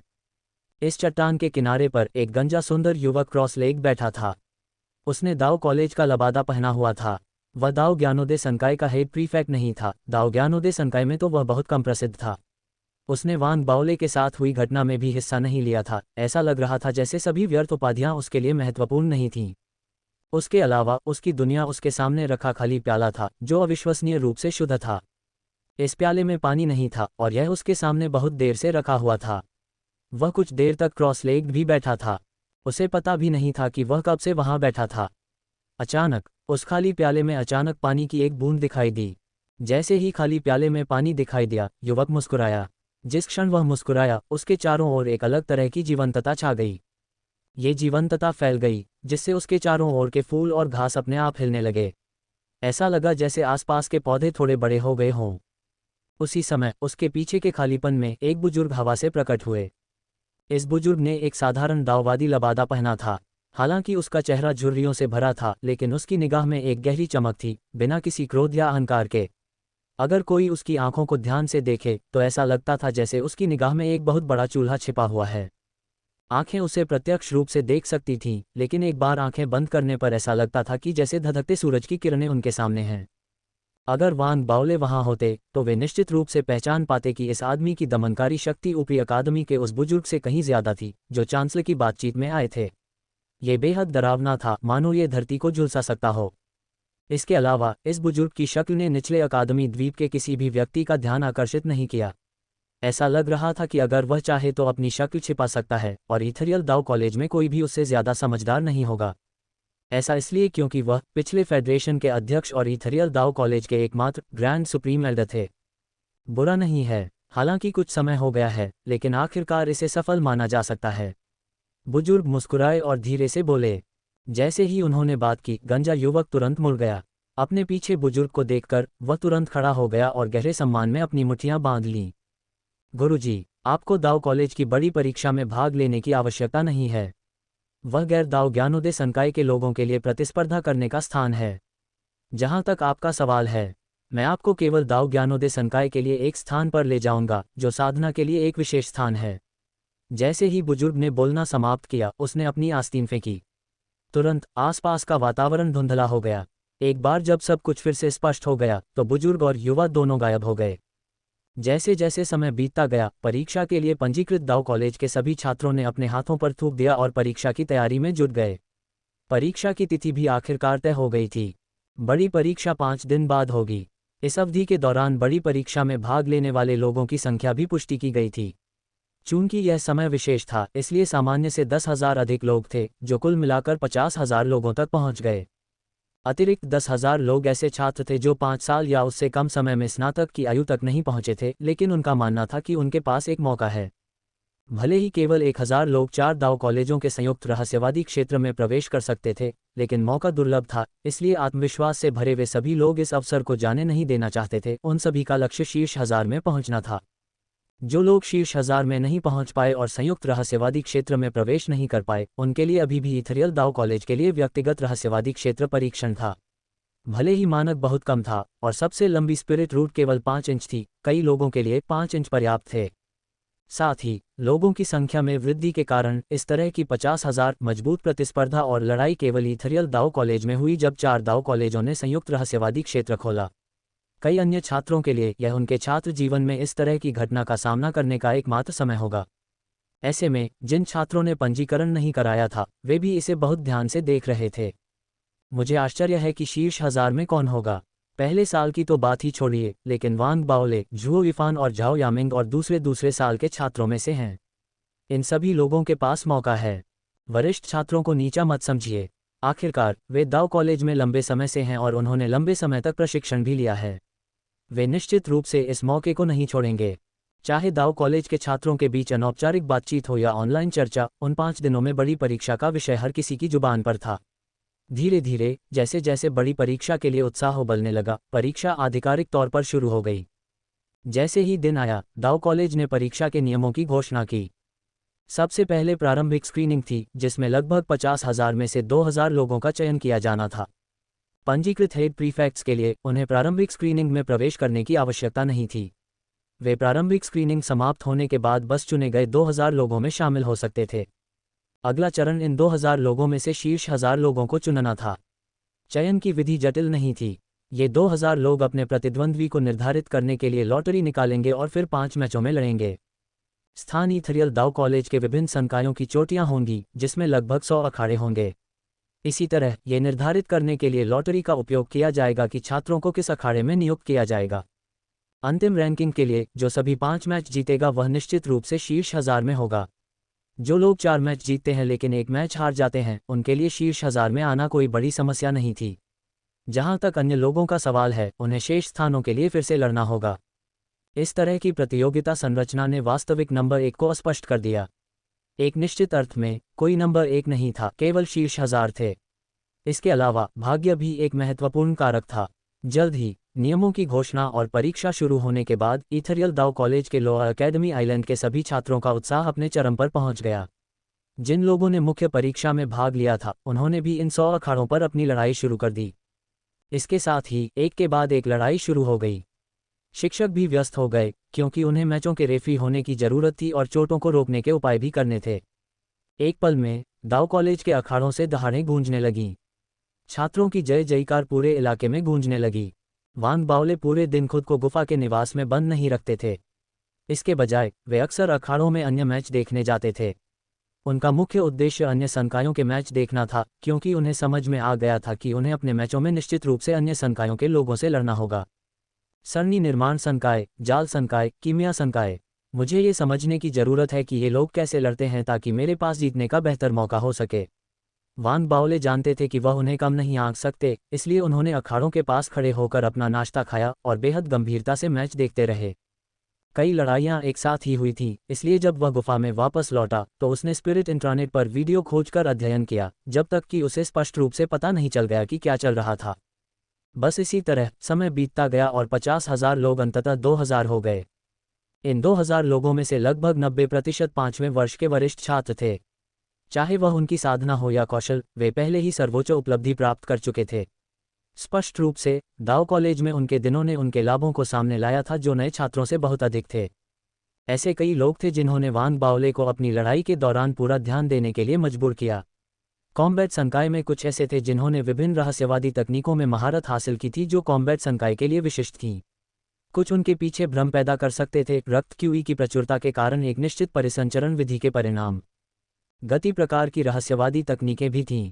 जब इस्तेमाल किया जाता था तो गति इतनी भयावह होती थी कि वान बावले की आंखें भी सिकुड़ जाती थीं। वास्तव में कॉम्बैट संकाय के ये विशेषज्ञ गौण थे। वान बावले को सबसे ज्यादा डर कीमिया और सरणी निर्माण संकायों से लगता था। इन दोनों संकायों के छात्रों द्वारा इस्तेमाल की जाने वाली रणनीतियां बहुत अजीब थीं। वान बावले ने कीमिया संकाय के एक वरिष्ठ छात्र को देखा, जो कॉम्बैट संकाय के छात्र का सामना करने में सक्षम नहीं था। हालांकि वह जहर कीमिया में अच्छा था, जिससे उसके प्रतिद्वंद्वी को हार स्वीकार करनी पड़ी। कीमिया संकाय के पास अपने शरीर को मजबूत करने के लिए गोलियां भी थीं। जैसे ही वे गोलियां निगलते, उनकी ताकत तेजी से बढ़ती, इतनी शक्तिशाली हो जाती कि वे लोगों को चौंका देती। गोलियों में अंतर के साथ कीमिया संकाय की लड़ाई के तरीके भी इसी तरह अलग अलग हैं। इससे बचना असंभव है। जबकि वान बावले चिंतित थे, एरे फॉर्मेशन संकाय ने भी उन्हें सिर दर्द दिया। जिस क्षण एरे फॉर्मेशन संकाय के छात्र हमला करते, वे सबसे तेज गति से एक एरे फॉर्मेशन बना सकते थे। वे पर्यावरण से शक्ति का उपयोग दबाने और नियंत्रित करने के लिए करते थे, और एक लड़ाई भी हुई जहां वान बावले ने व्यक्तिगत रूप से एक एरे फॉर्मेशन छात्र को एक पूरी मृगतृष्णा बनाते हुए देखा। उस लड़ाई में उनके प्रतिद्वंद्वी ने लड़ाई भी नहीं की, तुरंत अपनी हार स्वीकार कर ली। इन दो संकायों के अलावा ट्रैप संकाय और अन्य संकाय भी आसान प्रतिद्वंद्वी नहीं थे। वान बावले के लिए अवलोकन की इस अवधि ने उन्हें पूरे इथरियल दाव कॉलेज में प्रणाली की और भी गहरी समझ हासिल करने की अनुमति दी। अंत में इन 50,000 लोगों में से 2000 का चयन किया गया और सभी पंजीकृत हेड प्रीफेक्ट परीक्षा के दूसरे दौर को शुरू करने के लिए शामिल हुए। कुछ हद तक इसे चयन का अंतिम चरण कहा जा सकता है। मैच देखने वाले विभिन्न संकायों के छात्रों के लिए दूसरे दौर का आकर्षण पहले दौर से कहीं ज्यादा था। यहाँ तक कि शिक्षकों की भी दिलचस्पी थी और प्रत्येक मैच के रेफरी एक से बढ़कर 3 लोग हो गए। दाव कॉलेज के उन 2000 से थोड़े ज्यादा छात्रों में से उनमें से हर एक इथरियल दाव कॉलेज में सबसे बेहतरीन था। कुछ हद तक कोई यह भी विश्वास के साथ कह सकता है कि इन 2000 छात्रों में से एक बड़ी संख्या ट्रूब्रीथ क्षेत्र में प्रवेश करेगी।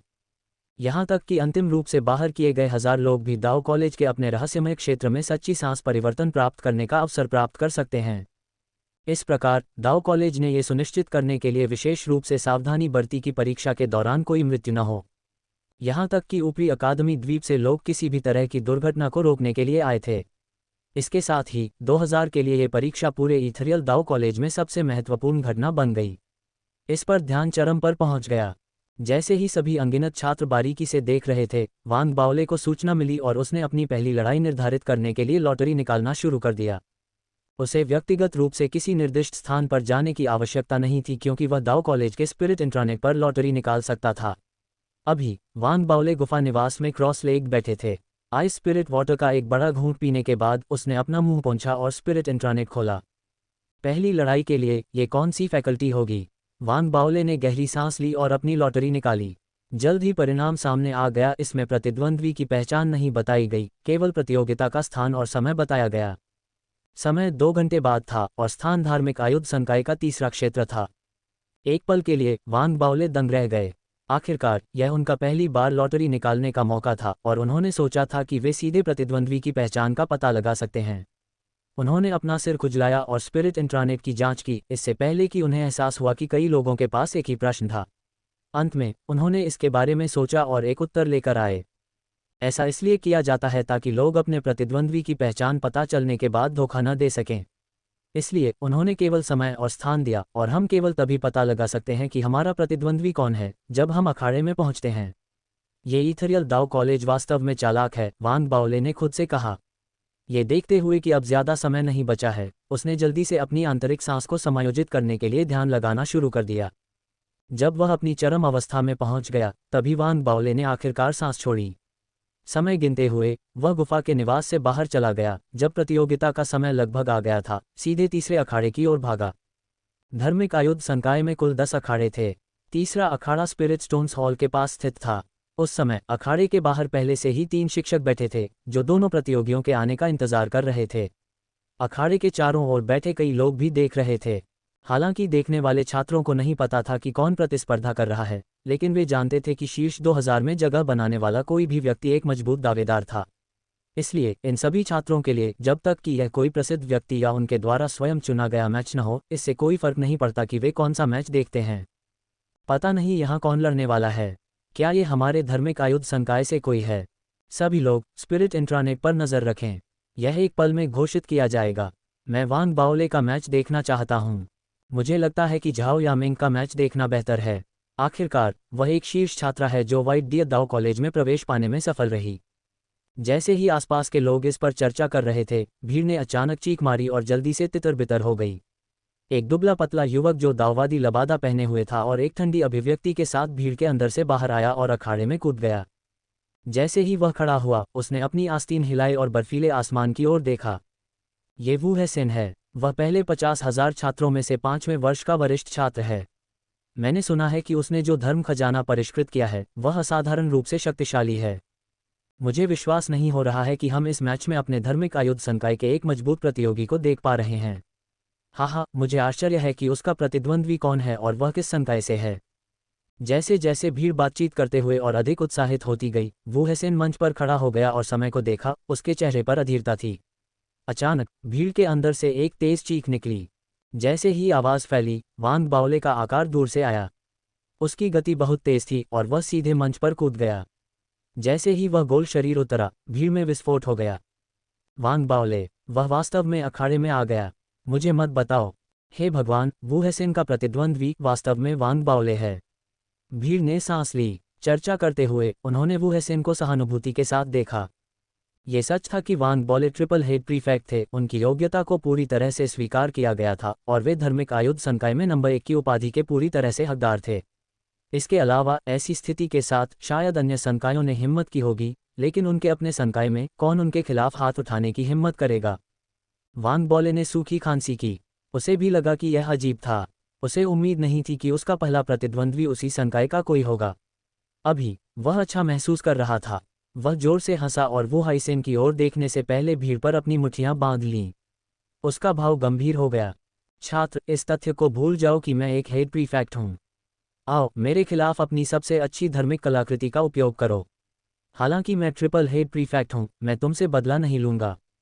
वांग बौले के प्रकट होने के बाद पहले शांत रहने वाले वू हाइसेन की आंखें चौड़ी हो गईं। उसकी अभिव्यक्ति में बहुत बदलाव आया, उसने सांस ली और कुछ कदम पीछे हट गया। जब उसने वांग बाओले की बातें सुनी तो वह अंदर ही अंदर निराशा में चिल्ला उठा, अरे मैं वाकई बहुत बदकिस्मत हूँ। ये वह क्यों है? वो हाइसेन को बहुत निराशा हुई। दूसरों के लिए वह एक मजबूत दावेदार था जिसने शीर्ष 2000 में जगह बनाई थी। हालांकि वह जानता था कि वह भाग्यशाली था कि वह शीर्ष 2000 में जगह बना पाया। अगर वह इस दौर में किसी दूसरे संकाय से किसी से मिलता तो उसके पास अभी भी मौका होता। लेकिन जैसे ही उसने वांग बाओले के बारे में सोचा, वो हाइसेन जोर से हंसा। उसने वांग बाओले को पहले भी लड़ते देखा था और वह जानता था कि उसकी ताकत खतरनाक थी। खास तौर पर उस घुमाव और क्रॉच किकिंग ने उसे सिहरन पैदा कर दी। इसके अलावा जबकि वांग बाओले ने उसे हेड प्रीफेक्ट के रूप में अपनी स्थिति के बारे में चिंता न करने के लिए कहा था, वो हाइसेन को ऐसा लगा जैसे यह एक चेतावनी थी। वह ये कैसे भूल सकता था कि तुम्हारे विरोध करने वाले सभी लोगों का अंत भयानक हुआ। जैसे कि जब तुम कहोगे कि तुम बदला नहीं लोगे तो मैं तुम्हारी बात पर विश्वास करूंगा। ऐसा मानने के लिए मैं कितना मूर्ख हूं। जैसे ही वू हाइसेन ने अपने मन में ये सोचा, तीनों शिक्षकों ने नियमों की फिर से जांच की और मैच शुरू होने की घोषणा की।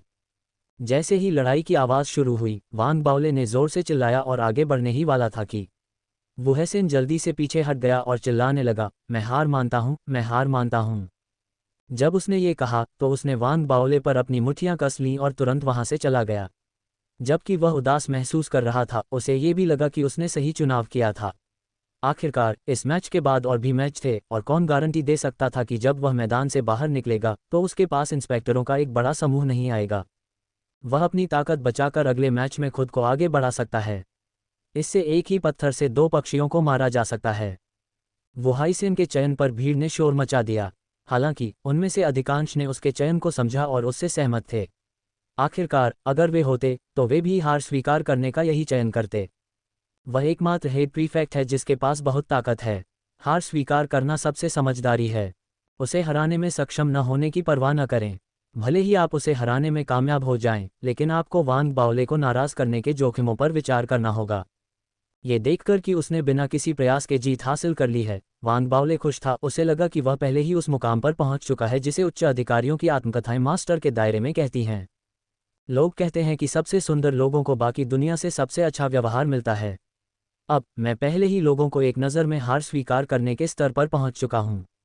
अगर हम पूरे दाव कॉलेज को देखें तो ऐसा और कौन कर सकता है? कोई नहीं। अपनी प्रशंसा के नशे में चूर वांग बाओले ने अपना चेहरा छुआ और अपने दुबले पतले शरीर को देखा। वह खुशी से झूम उठा और बेहद खुश महसूस कर रहा था। वांग बाओले, ओ वांग बाओले, तुम अब सरल नहीं रहे।